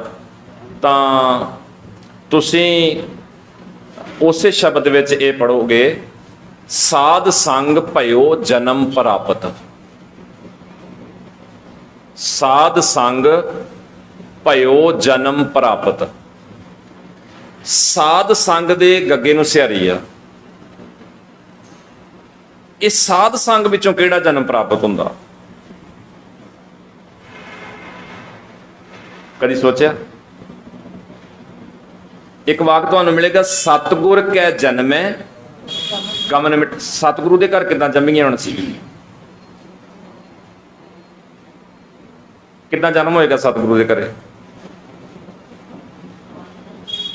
ਤੋ ਜੇ ਅਸੀਂ ਇਸ ਥੀਮ ਨੂੰ ਸਮਝਣ ਦੀ ਕੋਸ਼ਿਸ਼ ਕਰਾਂਗੇ ਤਾਂ ਸਾਨੂੰ ਸਹੀ ਉੱਤਰ ਵਾਲੇ ਪਾਸੇ ਨੂੰ ਆਪਣੇ ਆਪ ਹੀ ਰਾਹ ਲੱਭੇਗਾ। ਔਰ ਜੇ ਅਸੀਂ ਉਹਦੇ ਚ ਉਲਝੇ ਰਵਾਂਗੇ, ਮੈਂ ਪਹਿਲਾਂ ਕੀੜਾ ਸੀ, ਮੈਂ ਪਹਿਲਾਂ ਪਤੰਗਾ ਸੀ, ਮੈਂ ਪਹਿਲਾਂ ਹਾਥੀ ਸੀ, ਮੈਂ ਪਹਿਲਾਂ ਬਲਦ ਸੀ, ਮੈਂ ਪਹਿਲਾਂ ਆਹ ਸੀ, ਤਾਂ ਪਹਿਲਾਂ ਕੀ ਸੀਗਾ? ਇਹ ਤਾਂ ਕਹੋ ਨਾਨਕ ਕਰਦੇ ਕੀਆਂ ਬਾਤਾਂ, ਜੋ ਕਿਛ ਕਰਨਾ ਸੋ ਕਰ ਰਹੇ, ਆਹੀ ਫੋਲਾ ਫਾਲੀ ਚ ਕਿਉਂ ਲੱਗੇ ਹੋਏ ਆ? ਔਰ ਮੈਨੂੰ ਇੱਕ ਸਿਆਣੇ ਸੂਝਵਾਨ ਵਿਚਾਰਵਾਨ ਜੀ ਦੀ ਉਹ ਗੱਲ ਬੜੀ ਚੰਗੀ ਲੱਗਦੀ। ਉਹ ਕਹਿੰਦੇ ਵੀ ਨਿੱਕੇ ਸਾਂ, ਛੋਟੇ ਸਾਂ, ਤੇ ਆਦਤ ਜਿੱਦਾਂ ਦੀ ਹੁੰਦੀ ਆ ਛੋਟਿਆਂ ਬੱਚਿਆਂ ਦੀ, ਵੀ ਕਹਿੰਦੇ ਇੱਕ ਥਾਂ ਤੇ ਲੱਡੂ ਵਰਤ ਰਹੇ ਤੇ ਉਹ ਲੱਡੂ ਇੱਕ ਮਿਲਿਆ, ਲਾਈਨ 'ਚ ਲੱਗ ਕੇ ਲਿਆ, ਉਹ ਖਾ ਲਿਆ, ਸਵਾਦ ਬੜਾ ਲੱਗਿਆ, ਫਿਰ ਲਾਈਨ 'ਚ ਲੱਗ ਗਏ। ਤੇ ਉਹ ਜਿਹੜੇ ਹੱਥ ਦੇ ਉੱਤੇ ਲਿਆ ਸੀਗਾ, ਉਹ ਹੱਥ ਪਿੱਛੇ ਕਰ ਲਿਆ ਵੀ ਇਹਦਾ ਕਿਤੇ ਪਤਾ ਨਾ ਲੱਗੇ, ਦੂਜਾ ਹੱਥ ਅੱਗੇ ਕੀਤਾ, ਉਹਦੇ ਤੇ ਕਹਿੰਦਾ ਇੱਕ ਫੇਰ ਮਿਲ ਗਿਆ। ਹੁਣ ਸੋਚਿਆ ਵੀ ਇਹ ਜਿਹੜਾ ਮਿਲ ਗਿਆ, ਇਹਨੂੰ ਦੂਜੇ ਹੱਥ 'ਚ ਫੜ ਕੇ ਤੇ ਪਿੱਛੋਂ ਦੀ ਘੁੰਮ ਕੇ ਲਾਈਨ 'ਚ ਲੱਗ ਗਿਆ, ਤੇ ਉਹਨੂੰ ਪਿਛਲੇ ਪਾਸੇ ਨੂੰ ਇਦਾਂ ਕਰ ਲਿਆ, ਤੇ ਐ ਹੱਥ ਕਰਕੇ ਫੇਰ ਤੀਜੀ ਵਾਰੀ ਲੈਣ ਦੀ ਕੋਸ਼ਿਸ਼ ਕੀਤੀ ਵੀ ਚੱਲ ਦੋ ਇਕੱਠੇ ਮਿਲ ਜਾਣਗੇ ਤੇ ਪਾਸੇ ਬਹਿ ਕੇ ਖਾ ਲਾਂਗੇ। ਇੱਕ ਪਹਿਲਾਂ ਖਾ ਲਿਆ, ਇੱਕ ਹੱਥ 'ਚ ਲੈ ਲਿਆ, ਤੇ ਅਗਲੇ ਵਾਸਤੇ, ਤੀਜੇ ਵਾਸਤੇ ਫਿਰ ਹੱਥ ਕੀਤਾ। ਕਹਿੰਦਾ ਉਹ ਤੀਜੇ ਵਾਸਤੇ ਹੱਥ ਕੀਤਾ ਤੇ ਉਹ ਕਿਉਂਕਿ ਛੇਤੀ ਹੋ ਗਿਆ ਸੀ ਨਾ, ਤੇ ਉਹ ਲੱਡੂ ਵੰਡਣ ਵਾਲਾ ਪਛਾਣ ਕੇ ਕਹਿੰਦਾ ਤੈਨੂੰ ਚੈਨ ਨਹੀਂ ਆਉਂਦਾ, ਹੁਣੇ ਤੇ ਦਿੱਤਾ ਫੇਰ ਆ ਗਿਆ। ਕਹਿੰਦਾ ਉਹ ਅਗਲਾ ਮਿਲਿਆ ਨਾ, ਪਿਛਲਾ ਖੋ ਕੇ ਦੂਜਾ ਖਾ ਗਿਆ। ਤੋ ਅਸੀਂ ਜਾਂ ਤਾਂ ਜਿੱਥੋਂ ਪਿਛਲੇ ਜਨਮਾਂ ਦੇ ਚੱਕਰ 'ਚ ਪਏ ਆ ਵੀ ਅਸੀਂ ਕਿੱਥੋਂ ਆਏ, ਕੀ ਹੋਇਆ, ਤੇ ਜਾਂ ਅਸੀਂ ਗਾਂ ਜਿੱਥੇ ਜਾਣਾ ਉਧਰ ਨੂੰ ਪਏ ਆ, ਜਿਹੜਾ ਹੱਥ ਵਾਲਾ ਉਹ ਸਾਡਾ ਖੋਇਆ ਜਾ ਰਿਹਾ। ਤੋ ਦੋਵੇਂ ਛੱਡ ਦਿਓ, ਕਰਤੇ ਦੀ ਮਰਜ਼ੀ ਆ, ਉਹਦੇ ਤੇ ਛੱਡ ਦਈਏ, ਭਰੋਸਾ ਕਰੀਏ ਜੋ ਤੂੰ ਕਰਨਾ ਕਰ ਲਈ, ਅਸੀਂ ਯਾਰ ਜਿਹੜਾ ਤੇਰੇ ਮੁਤਾਬਕ ਜੀ ਰਹੇ ਹਾਂ, ਜਿੰਨਾ ਕੁ ਸਾਨੂੰ ਸਮਝ ਲੱਗਦੀ ਅਸੀਂ ਜੀ ਰਹੇ ਹਾਂ, ਬਾਕੀ ਤੇਰੀ ਮਰਜ਼ੀ ਆ, ਕੋਈ ਗੱਲ ਨਹੀਂ। ਧੱਕਾ ਥੋੜੀ ਹੋ ਜਾਣਾ। ਜੇ ਮੰਨ ਲਓ ਅਸੀਂ ਪਾਠ ਕਰਦੇ ਹਾਂ ਜਾਂ ਪੁੰਨਦਾਨ ਕਰਦੇ ਹਾਂ, ਇਸ ਤਰ੍ਹਾਂ ਮਰ ਵੀ ਜਾਵਾਂਗੇ, ਤੇ ਫਿਰ ਅਸੀਂ ਧੱਕੇ ਨਾਲ ਥੋੜਾ ਉਹਨੂੰ ਕਹਾਂਗੇ ਵੀ ਤੂੰ ਹੁਣ ਆਹ ਸੀਟ ਤੇ ਭਾ, ਸਾਨੂੰ ਇੱਥੇ ਕਿਉਂ ਪਾਉਣ ਲੱਗਿਆ, ਚੱਲਣੀ ਤੇ ਫਿਰ ਨਹੀਂ ਸਾਡੀ ਹੈਗੀ। ਤਾਂ ਤਾਈਓ ਕਬੀਰ ਸਾਹਿਬ ਕਹਿੰਦੇ ਆ ਨਾ, ਕਬੀਰ ਸੁਰਗ ਬਾਸ ਨਾ ਬਾਂਛੀਐ, ਡਰੀਏ ਨਾ ਨਰਕ ਨਿਵਾਸ, ਹੋਣਾ ਹੈ ਉਹ ਕਰ ਲਾ ਜੋ ਕਰਨਾ ਤੂੰ, ਸਾਨੂੰ ਨਹੀਂ ਇਸ ਗੱਲ ਦੀ ਪਰਵਾਹ, ਨਾ ਡਰਦੇ ਆ ਤੇ ਨਾ ਲਾਲਚ ਕਰਦੇ ਆ। ਅਸੀਂ ਜੋ ਸਾਨੂੰ ਸਮਝ ਲੱਗੀ ਗੁਰੂ ਤੋਂ, ਅਸੀਂ ਗੁਰੂ ਦੇ ਆਖੇ ਜੀ ਰਹੇ ਆ, ਬਾਕੀ ਸਾਨੂੰ ਕੋਈ ਪਰਵਾਹ ਨਹੀਂ, ਜਿੱਥੇ ਪਾਉਣਾ ਹੋਊਗਾ ਬਾਦੀ। ਹਾਂਜੀ, ਪੂਰਬਲਾ ਕਰਮ ਇਹਦਾ ਪੂਰਬਲਾ ਕਰਮ ਮੈਂ ਉਦੋਂ ਵੀ ਦੱਸਿਆ ਸੀ ਜੀ, ਪੂਰਬਲੇ ਦਾ ਮਤਲਬ ਹੁੰਦਾ ਪਹਿਲਾਂ। ਤੇ ਜਿਹੜਾ ਜਦੋਂ ਸਵਾਲ ਪੜਿਆ ਗਿਆ, ਸਵਾਲ ਜਦੋਂ ਮੈਂ ਉੱਤਰ ਵਾਲੇ ਪਾਸੇ ਨੂੰ ਵਧ ਰਿਹਾ, ਤਾਂ ਸਵਾਲ ਵੀ ਪੂਰਬਲਾ, ਜਿਹੜਾ ਪਹਿਲਾਂ ਸਵਾਲ ਕੀਤਾ ਗਿਆ, ਹੁਣੇ ਹੀ ਕੀਤਾ ਗਿਆ, ਤਾਂ ਪੂਰਬਲੇ ਦਾ ਮਤਲਬ ਹੁੰਦਾ ਪਹਿਲਾਂ। ਔਰ ਮੈਂ ਕੁਝ ਗੱਲਾਂ ਤੁਹਾਡੇ ਨਾਲ ਥੋੜੀਆਂ ਜਿਹੀਆਂ ਕਰਕੇ ਸਮਾਪਤੀ ਕਰ ਦਿੰਦਾ। ਗੁਰੂ ਨਾਨਕ ਸਾਹਿਬ ਜੀ ਤੋਂ ਪਹਿਲਾਂ ਇਹ ਝਮੇਲਾ ਬੜਾ ਰਿਹਾ ਤੇ ਅੱਜ ਵੀ ਆ, ਪਰ ਸ਼ੁਕਰ ਹੈ ਸਤਿਗੁਰੂ ਜੀ ਦਾ ਕਿ ਬਹੁਤ ਸਤਿਗੁਰੂ ਨੇ ਪਰਉਪਕਾਰ ਕਰਕੇ ਸਾਨੂੰ ਇੱਕ ਨਰੋਈ ਵਿਚਾਰ ਦਿੱਤੀ ਮਹਾਰਾਜ ਨੇ, ਅਸੀਂ ਬਚ ਗਏ, ਨਹੀਂ ਤਾਂ ਉਸੇ ਚ ਉਲਝ ਜਾਣਾ ਸੀ। ਗੁਰੂ ਨਾਨਕ ਸਾਹਿਬ ਜੀ ਦੇ ਟਾਈਮ ਤੇ ਹਮਲਾਵਰ ਹਮਲੇ ਕਰਨ ਭਾਰਤ ਤੇ ਆਉਂਦੇ ਰਹੇ, ਭਾਰਤ ਨੂੰ ਲੁੱਟਦੇ ਰਹੇ, ਕੁੱਟਦੇ ਰਹੇ, ਔਰ ਇੱਥੋਂ ਦੀ ਜਵਾਨੀ ਨੂੰ ਬੰਨ੍ਹ ਕੇ ਬਾਜ਼ਾਰਾਂ 'ਚ ਜਾ ਕੇ ਵੇਚਦੇ ਰਹੇ। ਇਹਨਾਂ ਤੇ ਆਪਾਂ ਨੂੰ ਪਤਾ ਜੀ, ਮੋਟਾ ਮੋਟਾ ਪੂਰੀ ਤਰ੍ਹਾਂ ਭਾਰਤ ਇੱਕ ਵਾਰ ਨਹੀਂ, ਸਦੀਆਂ ਸਦੀ ਲਗਾਤਾਰ, ਸਦੀ ਦਰ ਸਦੀ ਇਹ ਤਬਾਹ ਹੋਇਆ। ਕਿਸੇ ਦੀ ਕੋਈ ਦਾਦ ਫਰਿਆਦ, ਕੋਈ ਤਰਲਾ, ਕੋਈ ਮਿੰਨਤ ਕਿਸੇ ਦੀ ਕੰਮ ਨਹੀਂ ਆਈ। ਜੋ ਆਇਆ ਜਾਂ ਵੱਢਿਆ ਗਿਆ, ਜਾਂ ਲੁੱਟਿਆ ਗਿਆ, ਜਾਂ ਕੁੱਟਿਆ ਗਿਆ, ਇਹ ਹੁੰਦਾ ਰਿਹਾ। ਜਿਹੜੇ ਧਰਮ ਦੇ ਪੁਜਾਰੀ ਸੀ ਨਾ ਇੱਥੇ, ਧਰਮ ਦੇ ਜਿਹੜੇ ਗੁਰੂ ਸੀ, ਧਰਮ ਦੇ ਜਿਹੜੇ ਠੇਕੇਦਾਰ ਸੀ, ਉਹ ਪਤਾ ਕੀ ਕਹਿੰਦੇ ਆ, ਕਰਮਾਂ 'ਚ ਲਿਖਿਆ, ਇਹ ਤੁਹਾਡੇ ਕਰਮਾਂ 'ਚ ਲਿਖਿਆ, ਇਹ ਰੱਬ ਦਾ, ਰਾਮ ਦਾ ਹੁਕਮ ਆ, ਇਹ ਹੋ ਕੇ ਹੀ ਰਹਿਣਾ, ਇਹ ਟਲਣਾ ਨਹੀਂ ਆ। ਔਰ ਜਦੋਂ ਗੁਰੂ ਨਾਨਕ ਸਾਹਿਬ ਸੱਚੇ ਪਾਤਸ਼ਾਹ ਨੇ ਵੇਖਿਆ, ਮਹਾਰਾਜ ਸੱਚੇ ਪਾਤਸ਼ਾਹ ਨੇ ਸਾਰੀ ਸ੍ਰਿਸ਼ਟੀ ਨੂੰ ਦੇਖਿਆ। ਬਾਬਾ ਦੇਖਿਆ ਧਿਆਨ ਧਰ ਜਲਤੀ ਸਭ ਪ੍ਰਿਥਵੀ ਦਿਸਿ ਆਈ, ਸਾਰੀ ਪ੍ਰਿਥਵੀ ਸੜਦੀ ਨਜ਼ਰ ਆਈ। ਉਹਦਾ ਕਾਰਨ ਕੀ ਲੱਭਿਆ? ਬਾਜੋਂ ਗੁਰੂ ਗੁਬਾਰ ਹੈ। ਇਹਨਾਂ ਕੋ ਗੁਰੂ ਨਹੀਂ ਹੈਗਾ, ਇਹ ਗੁਰੂ ਤੋਂ ਸਖਣੇ ਹੋ ਗਏ ਆ, ਇਹ ਗੁਰੂ ਤੋਂ ਵਿਰਵੇ ਹੋ ਗਏ, ਖਾਲੀ ਹੋ ਗਏ, ਟੁੱਟ ਗਏ ਨੇ ਲੋਕ। ਇਹ ਤਾਂ ਇਹਨਾਂ ਦੀ ਹਾਲਤ ਹੋ ਰਹੀ ਆ। ਬਾਜੋਂ ਗੁਰੂ ਗੁਬਾਰ ਹੈ ਕਰਦੀ ਸੁਣੀ ਲੁਕਾਈ। ਔਰ ਗੁਰੂ ਨਾਨਕ ਸਾਹਿਬ ਨੇ ਸਫ਼ਰ ਸ਼ੁਰੂ ਕੀਤਾ, ਸੰਗਤਾਂ ਕਾਇਮ ਕੀਤੀਆਂ। ਮਹਾਰਾਜ ਨੇ ਉਹਨਾਂ ਨੂੰ ਉਪਦੇਸ਼ ਲਿਖ ਲਿਖ ਕੇ ਦਿੱਤੇ, ਆਹ ਪੜੋ।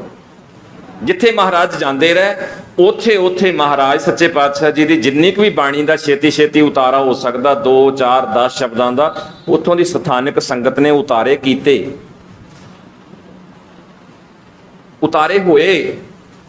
ਭਾਵੇਂ ਉਹ 4 ਸ਼ਬਦਾਂ ਦੇ, ਭਾਵੇਂ 10 ਦੇ ਹੋਏ, ਭਾਵੇਂ 20 ਦੇ ਹੋਏ, ਉੱਥੇ ਉਤਾਰੇ ਹੋਏ ਬਾਣੀ ਦੇ। ਔਰ ਇੱਥੋਂ ਤੱਕ ਵੀ ਜਿਵੇਂ ਇੱਕ ਥਾਂ ਤੇ ਮਹਾਰਾਜ ਗਏ, ਥੋੜਾ ਜਿਹਾ ਉਤਾਰਾ ਬਾਣੀ ਦਾ ਹੋਇਆ, ਮਹਾਰਾਜ ਉੱਥੋਂ ਪੜਾ ਅਗਲੇ ਪਾਸੇ ਨੂੰ ਚਲੇ ਗਏ, ਪਰ ਉਹ ਨਾਲ ਹੀ ਤੁਰੇ ਵੀ ਅਸੀਂ ਅਗਲੇ ਪੜਾਅ ਤੱਕ ਜਾਵਾਂਗੇ, ਉਦੋਂ ਅਗਲੇ ਤੱਕ ਜਾਵਾਂਗੇ, ਤਾਂ ਕਿ 2 ਸ਼ਬਦ ਅਸੀਂ ਹੋਰ ਲਿਖ ਲਈਏ। ਮਹਾਰਾਜ ਨੂੰ ਤਾਂ ਰੋਕਿਆ ਨਹੀਂ ਨਾ ਜਾ ਸਕਦਾ, ਮਹਾਰਾਜ ਤਾਂ ਸਫ਼ਰ ਤੇ ਨੇ। ਪਰ ਉਹ ਨਾਲ ਵਾਲੇ ਜਿਹੜੇ ਉਹ ਤੁਰਦੇ ਤੁਰਦੇ ਤੁਰਦੇ 2 4 ਪਿੰਡਾਂ ਤੱਕ ਨਾਲ ਨਾਲ ਜਾਂਦੇ ਆ। ਨਾਲੇ ਤੇ ਉਹ ਆਪਣੇ ਪਿੰਡ 'ਚ ਸੰਗਤ ਕਰ ਗਿਆ, ਨਾਲੇ ਦੂਜੇ ਪਿੰਡ 'ਚ, ਤੀਜੇ ਪਿੰਡ 'ਚ, ਚੌਥੇ ਪਿੰਡ 'ਚ, ਜਿੰਨੇ ਕੁ ਦਿਨ ਉਹ ਜਾ ਸਕਦੇ ਆ ਉਹਨੇ ਦਿਨ ਨਾਲ ਤੁਰਦੇ ਰਹੇ। ਆਖਰ ਵਾਪਸ ਮੋੜ ਆਏ। ਠੀਕ ਹੈ ਜੀ।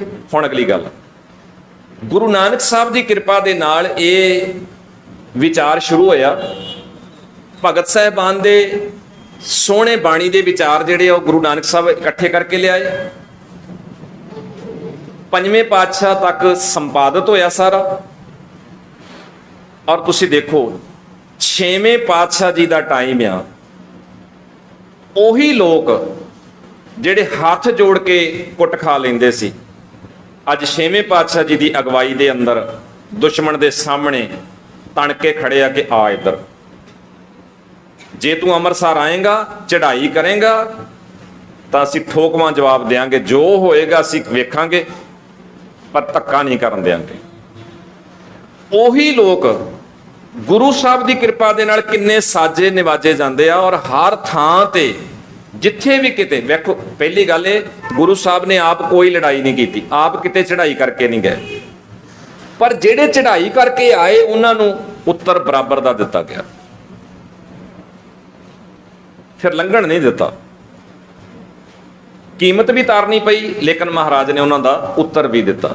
ਤਾਂ ਗੁਰੂ ਸਵਾਰਿਓ, ਸਤਿਗੁਰੂ ਨੇ ਇਹਨਾਂ ਲੋਕਾਂ ਦੀ ਕਿਸਮਤ ਬਦਲ ਦਿੱਤੀ। ਇਹਨਾਂ ਲੋਕਾਂ ਨੂੰ ਇਹ ਗੱਲ ਸਮਝ ਆਈ, ਇਹ ਛਿੱਤਰ, ਇਹ ਕੁੱਟ, ਇਹ ਲੁੱਟ, ਇਹ ਮੌਤ ਸਾਡੀ ਰੱਬ ਨੇ ਨਹੀਂ ਲਿਖੀ, ਇਹ ਉਜਾੜਾ ਸਾਡਾ ਰੱਬ ਨੇ ਨਹੀਂ ਲਿਖਿਆ, ਇਹ ਉਜਾੜਾ ਸਾਡੇ ਆਗੂਆਂ ਨੇ ਲਿਖਿਆ ਸਾਡੇ ਕਰਮਾਂ 'ਚ। ਔਰ ਮਹਾਰਾਜ ਨੇ ਸਮਝਾਇਆ, ਔਰ ਵੱਡਾ ਸਮਾਜ ਦਾ ਹਿੱਸਾ ਸਮਝਣ ਵਿੱਚ ਕਾਮਯਾਬ ਹੋਇਆ। ਔਰ ਸਮਾਜ ਦੇ ਉਸ ਹਿੱਸੇ ਨੇ ਇਹ ਸਾਰਾ ਜੂੜਾ ਹੀ ਗਲੋਂ ਲਾ ਮਾਰਿਆ। ਨਾ ਅਸੀਂ ਤੁਹਾਡੀ ਰਾਜਨੀਤੀ ਨੂੰ ਮੰਨੀਏ ਤੇ ਨਾ ਤੁਹਾਡੇ ਇਸ ਧਰਮ ਦੇ ਸਿਲਸਿਲੇ ਨੂੰ ਮੰਨੀਏ। ਬਾਹਮਣ ਗੁਰੂ ਹੈ ਜਗਤ ਕਾ, ਭਗਤਨ ਕਾ ਗੁਰ ਨਾਹੀਂ। ਆਪਾਂ ਆਸਾ ਕੀ ਵਾਰ ਪੜ੍ਹੀ ਹੈ, ਸਿੱਖਾ ਕੰਨ ਚੜਾਈਆ ਗੁਰ ਬ੍ਰਾਹਮਣ ਥਿਆ। ਤੂੰ ਸਿੱਖਿਆ ਕੰਨ 'ਚ ਇਹ ਦੇਣੀ ਹੈ ਨਾ ਜਨੇਊ ਪਾ ਕੇ ਕਿ ਤੇਰਾ ਗੁਰੂ ਬ੍ਰਾਹਮਣ ਹੋ ਗਿਆ। ਮੈਂ ਨਹੀਂ ਮੰਨਦਾ। ਜਾ, ਜਦੋਂ ਮੈਂ ਜਨੇਊ ਨਹੀਂ ਪਾਇਆ ਤੂੰ ਗੁਰੂ ਕਿੱਦਾਂ ਬਣ ਜਾਏਗਾ? ਜਨੇਊ ਪਾਵਾਂਗਾ ਤੇ ਤੂੰ ਗੁਰੂ ਬਣੇਗਾ ਨਾ। ਮੈਂ ਜਨੇਊ ਨਹੀਂ ਪਾਉਣਾ, ਤੂੰ ਗੁਰੂ ਨਹੀਂ ਬਣਨਾ ਮੇਰਾ। ਮੈਂ ਤੈਨੂੰ ਮੰਨਦਾ ਹੀ ਨਹੀਂ। ਜਾਤ ਬਰਾਦਰੀ, ਜਾਤਾਂ ਕਿੰਨੇ ਸਿਰਜੀਆਂ? ਬ੍ਰਾਹਮਣ ਨੇ। ਖੱਤਰੀ, ਬ੍ਰਾਹਮਣ, ਸ਼ੂਦ, ਵੈਸ਼ ਕਿੰਨੇ ਸਿਰਜੀਆਂ? ਬ੍ਰਾਹਮਣ ਨੇ। ਮਨੂ ਸਿਮਰਤੀ ਦੀ ਕਾਢ ਹੈ, ਰੱਬ ਨੇ ਬਣਾਈਆਂ ਸੀ।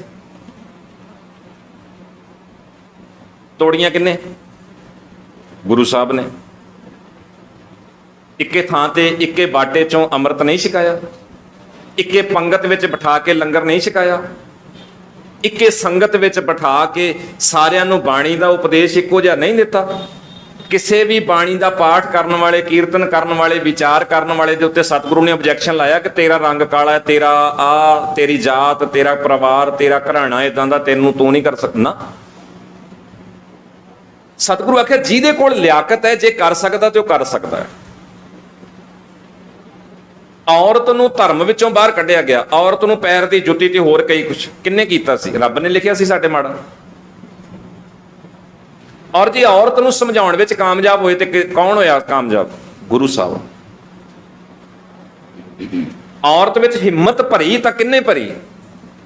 ਇਹ ਭੈਣੋ ਤੁਸੀਂ ਤਾਂ ਬੈਠੀਆਂ, ਅਸੀਂ ਤਾਂ ਇਹੀ ਮੰਨ ਕੇ ਬੈਠੇ ਸਾਡੀ ਕਿਸਮਤ ਵਿੱਚ ਲਿਖਿਆ, ਹਾਂ ਠੀਕ ਹੈ ਇਦਾਂ ਹੀ ਹੋਣਾ ਵਾ। ਅਸੀਂ ਤਾਂ ਇਹੀ ਮੰਨ ਕੇ ਬੈਠੇ ਸਾਂ, ਅੱਜ ਵੀ ਮੰਨ ਕੇ ਬੈਠੇ ਹਾਂ। ਅੱਜ ਜਿੰਨੇ ਲੀਡਰ ਬੇਈਮਾਨ ਜਿਨ੍ਹਾਂ ਨੇ ਪੰਜਾਬ ਤਬਾਹ ਕੀਤਾ, ਇਹ ਸਾਡੀ ਕਿਸਮਤ 'ਚ ਲਿਖਿਆ? ਇਹ ਰੱਬ ਨੇ ਥੋੜੀ ਲਿਖਿਆ। ਜੇ ਰੱਬ ਨੇ ਲਿਖਿਆ ਤੇ ਫਿਰ ਤੇ ਸਾਨੂੰ ਅੱਖਾਂ ਮੀਟ ਕੇ ਵੋਟਾਂ ਪਾ ਦੇਣੀਆਂ ਚਾਹੀਦੀਆਂ। ਫਿਰ ਕੀ ਹੈ? ਫਿਰ ਤਾਂ ਇਹ ਇਹਨਾਂ ਦੇ ਪਿਛਲੇ ਕਰਮਾਂ ਦਾ ਹੀ ਫਲ ਆ। ਉਹਨਾਂ ਨੇ ਰਾਜ ਭਾਗ ਕਰਨਾ ਤੇ ਅਸੀਂ ਕੁੱਟ ਖਾਣੀ ਆ। ਜੇ ਪਿਛਲੇ ਕਰਮਾਂ ਦਾ ਹੀ ਫਲ ਮਿਲ ਰਿਹਾ ਤਾਂ ਫਿਰ ਤਾਂ ਉਹਨਾਂ ਨੇ ਪਿੱਛੇ ਪੁੰਨ ਦਾਨ ਕੀਤੇ ਆ ਵਿਚਾਰਿਆਂ ਨੇ, ਉਹ ਰਾਜੇ ਬਣਨਗੇ, ਅਸੀਂ ਕੁੱਟ ਖਾਵਾਂਗੇ। ਠੀਕ ਹੈ, ਫਿਰ ਸਿਰ ਫੜ ਫੜ ਕੇ ਕਿਉਂ ਬੈਠੇ ਆ? ਤੋ ਜਾਨੀ ਕਿ ਸਾਡੀ ਕਿਸੇ ਗਲਤੀ ਦੇ ਕਾਰਨ ਹੀ ਇਹ ਸਾਰਾ ਕੁਝ ਵਾਪਰਦਾ ਆ, ਔਰ ਉਹ ਗਲਤੀ ਸਾਨੂੰ ਲੱਭਣੀ ਪੈਗੀ, ਉਹਦਾ ਸੁਧਾਰ ਹੋਏਗਾ ਤਾਂ ਇਹ ਲੀਡਰ ਵੀ ਠੀਕ ਹੋਣਗੇ। ਜਿੰਨਾ ਚਿਰ ਅਸੀਂ ਗਲਤੀਆਂ ਕਰਦੇ ਰਵਾਂਗੇ ਇਹ ਲੀਡਰ ਇਦਾਂ ਹੀ ਰਹਿਣਗੇ। ਉਹ ਗਲਤੀਆਂ ਸਾਡੀਆਂ ਨਾ ਰੱਬ ਦੀ ਹੈ ਨਾ ਹੁਕਮ ਦੀ ਹੈ, ਉਹ ਗਲਤੀ ਸਾਡੀ ਸੋਚ ਦੀ ਹੈ। ਉਹ ਸੋਚ ਸਮੂਹਕ ਹੈ, ਇੱਕ ਦੀ ਨਹੀਂ ਗੀ, ਸਮੂਹਕ ਹੈ। ਉਹ ਅਸੀਂ ਭੁਗਤ ਰਹੇ ਹਾਂ। ਤੋ ਬੜੇ ਸਾਰੇ ਸਵਾਲ ਜਿਹੜੇ ਆ ਉਹ ਤੁਹਾਡੇ ਪਹੁੰਚੇ ਆ, ਅਸੀਂ ਉਹਨਾਂ ਦਾ ਜਵਾਬ ਵੀ ਦੇਣ ਦੀ ਲਗਾਤਾਰ ਕੋਸ਼ਿਸ਼ ਕੀਤੀ ਆ। ਟਾਈਮ ਤੁਹਾਡਾ ਜਿਹੜਾ ਜੀ ਉਹ ਮਿੱਥੇ ਤੋਂ ਉੱਤੇ ਜਾ ਰਿਹਾ, ਤਾਂ ਮੈਨੂੰ ਲੱਗਦਾ ਕਿ ਇੱਥੇ ਇੱਕ ਸਮਾਪਤੀ ਕਰ ਲਈਏ। ਤੁਹਾਡੇ ਫੋਨ ਵਗੈਰਾ ਮੈਨੂੰ ਲੱਗ ਰਿਹਾ ਕਿ ਸ਼ਾਇਦ ਇੱਕ ਭੈਣ ਜੀ ਦਾ ਸਵਾਲ ਆਇਆ ਸੀ ਸਾਡੇ ਕੋਲ, ਇਹ ਤਾਂ ਮੈਂ ਵੀਰ ਜੀ ਉਹਨਾਂ ਨੂੰ ਦੇ ਦਿੰਦਾ, ਇਹ ਉਹਨਾਂ ਦੇ ਵੱਸ ਦਾ ਹੀ ਹੈ ਜੀ। ਤਾਂ ਤੁਹਾਡਾ ਸਾਰਿਆਂ ਦਾ ਧੰਨਵਾਦ ਹੈ। ਔਰ ਫਿਰ ਅਖੀਰ ਤੇ ਬੇਨਤੀ ਕਰਦਾ ਕਿ ਜ਼ਰੂਰੀ ਨਹੀਂ ਕਿ ਤੁਸੀਂ ਜੋ ਅਸੀਂ ਕਿਹਾ ਉਹਨੂੰ ਤੁਸੀਂ ਇੱਦਾਂ ਹੀ ਮੰਨ ਲਓ, ਉਹਦੇ ਤੇ ਵਿਚਾਰ ਕਰੋ, ਉਹਦੇ ਬਾਰੇ ਹੋਰ ਪੜ੍ਹੋ, ਜਿੱਥੇ ਕਿਤੇ ਤੁਹਾਨੂੰ ਲੱਗਦਾ ਉੱਥੇ ਹੋਰ ਅੱਗੇ ਪੜ੍ਹੋ, ਉਹਦੇ ਤੇ ਚਰਚਾ ਕਰੋ, ਬੈਠੋ। ਔਰ ਜਿਹੜੀ ਗੱਲ ਤੁਹਾਡੇ ਮਨ ਨੂੰ ਫਿਰ ਵੀ ਫਿੱਟ ਨਹੀਂ ਬਹਿੰਦੀ ਜਾਂ ਦੁਖੀ ਕਰਦੀ ਆ, ਉਹਨੂੰ ਛੱਡ ਦਿਓ, ਕਿਉਂਕਿ ਦੁਖੀ ਹੋਣ ਲਈ ਅਸੀਂ ਕੁਝ ਵੀ ਨਾ ਪੜ੍ਹਦੇ ਹਾਂ ਤੇ ਨਾ ਅਸੀਂ ਸੁਣਦੇ ਹਾਂ। ਅਸੀਂ ਤਾਂ ਆਪਣੇ ਜੀਵਨ ਨੂੰ ਸੰਤੁਸ਼ਟ ਕਰਨ ਲਈ ਕੁਝ ਪੜ੍ਹਦੇ ਲਿਖਦੇ ਹਾਂ। ਤੇ ਜੇ ਕਿਤੇ ਫਿਰ ਵੀ ਕੋਈ ਚੁਭਵਾਂ ਵਿਚਾਰ ਜਾਂ ਕੋਈ ਇਦਾਂ ਦੀ ਗੱਲਬਾਤ ਜਿਹੜੀ ਗੁਰਮਤ ਤੋਂ ਵਿਰੋਧ ਵਿੱਚ ਲੱਗਦੀ ਆ, ਉਹਦੇ ਲਈ ਮੈਂ ਦੋਵੇਂ ਹੱਥ ਜੋੜ ਕੇ ਮੁਆਫੀ ਵੀ ਮੰਗਦਾ, ਔਰ ਉਮੀਦ ਕਰਦਾ ਕਿ ਉਹਨੂੰ ਛੱਡ ਦਿਓਗੇ। ਜਿਹੜਾ ਚੰਗਾ ਲੱਗਾ, ਠੀਕ ਲੱਗਾ, ਗੁਰਮਤ ਦੇ ਅਨੁਸਾਰ ਲੱਗਾ, ਉਹ ਗੁਰੂ ਦਾ ਜਾਣ ਕੇ ਤੁਸੀਂ ਹਿਰਦੇ 'ਚ ਵਸਾਓਗੇ। ਸਾਡੇ ਸਾਰਿਆਂ ਵੱਲੋਂ ਤੁਹਾਡਾ ਬਹੁਤ ਬਹੁਤ ਧੰਨਵਾਦ ਹੈ। ਵਾਹਿਗੁਰੂ ਜੀ ਕਾ ਖਾਲਸਾ, ਵਾਹਿਗੁਰੂ ਜੀ ਕੀ ਫਤਿਹ।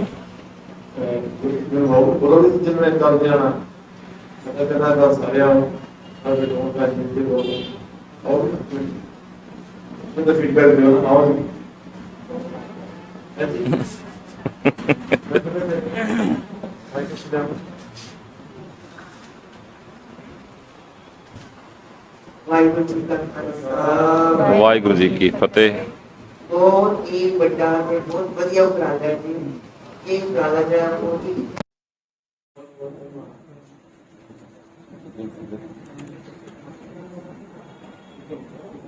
ਬਹੁਤ ਹੀ ਸੌਖੇ ਲਫ਼ਜ਼ਾਂ 'ਚ ਵੀਰ ਜੀ ਨੇ ਗੁਰੂ ਦੀ ਬਾਣੀ ਦੇ ਨਾਲ ਸਾਨੂੰ ਜੋੜਿਆ ਹੈ। ਧੰਨਵਾਦ ਕਰਦੇ ਹਾਂ ਅਸੀਂ ਵੀਰ ਜੀ ਨੂੰ ਤੇ ਹੋਰ ਕਲਾਸ ਵਿੱਚ ਬਾਣ ਵੀ ਕਰ ਰਹੇ ਹਾਂ, ਕਿਉਂਕਿ ਜੀਵਨ ਦੀ ਜਾਂਚ ਜੋ ਵੀਰ ਜੀ ਨੇ ਜਿਸ ਢੰਗ ਨਾਲ ਸਾਨੂੰ ਦੱਸੀ, ਅਸੀਂ ਜਦੋਂ ਐਕਸਪਲੇਨ ਕਰਦੇ ਹਾਂ ਘਰ ਦੇ ਵਿੱਚ ਜਾ ਕੇ, ਬੱਚਿਆਂ 'ਚ ਵੀ ਉਹ ਚੇਂਜ ਆ। ਘਰ ਦੇ ਵਿੱਚ ਜੋ ਅਸੀਂ ਕਰ ਰਹੇ ਸੀ, ਅਸੀਂ ਸੋਚਦੇ ਸੀ ਰਾਈਟ ਹੈ, ਆਈ ਐਮ ਰਾਈਟ, ਲੇਕਿਨ ਉਹਦੇ ਨਾਲ ਘਰ ਦੇ ਵਿੱਚ ਕਿੰਨੀ ਚੇਂਜ ਆਈ ਹੈ ਬਾਣੀ ਦੇ ਨਾਲ। ਜਿੰਨਾ ਜਿੰਨਾ ਅਸੀਂ ਜੁੜ ਰਹੇ ਹਾਂ, ਜਿੱਥੇ ਸਾਡਾ ਦਿਲ ਕਰਦਾ ਸੀ ਨਾ ਵੀ ਇੱਥੇ ਤਾਂ ਮੈਂ ਦੱਬਦਾ ਕੰਮ ਨੂੰ, ਮੈਂ ਠੀਕ ਹਾਂ ਤੁਸੀਂ ਗਲਤ ਹੋ, ਉੱਥੇ ਜਦੋਂ ਆਪਣੇ ਆਪ ਨੂੰ ਠੀਕ ਕੀਤਾ ਤਾਂ ਘਰ ਦੇ ਵਿੱਚ ਇੰਨੀ ਖੁਸ਼ੀ, ਇੰਨਾ ਸਕੂਨ ਮੈਂ ਤੁਹਾਨੂੰ ਦੱਸ ਨਹੀਂ ਸਕਦੀ। ਇਵਨ ਮੇਰੇ ਬੱਚਿਆਂ ਨੇ ਵੀ ਉਸ ਚੀਜ਼ ਨੂੰ ਸ਼ੌਕ ਤੇ, ਜਾਂ ਬੇਟਾ ਫੋਰਨ ਗਿਆ, ਉਹਨੂੰ ਅਪਲਾਈ ਕੀਤਾ ਤੇ ਫੋਰਨ ਦੇ ਵਿੱਚ ਵੀ ਉਹਨੂੰ ਬਹੁਤ ਪਿਆਰ ਮਿਲਿਆ।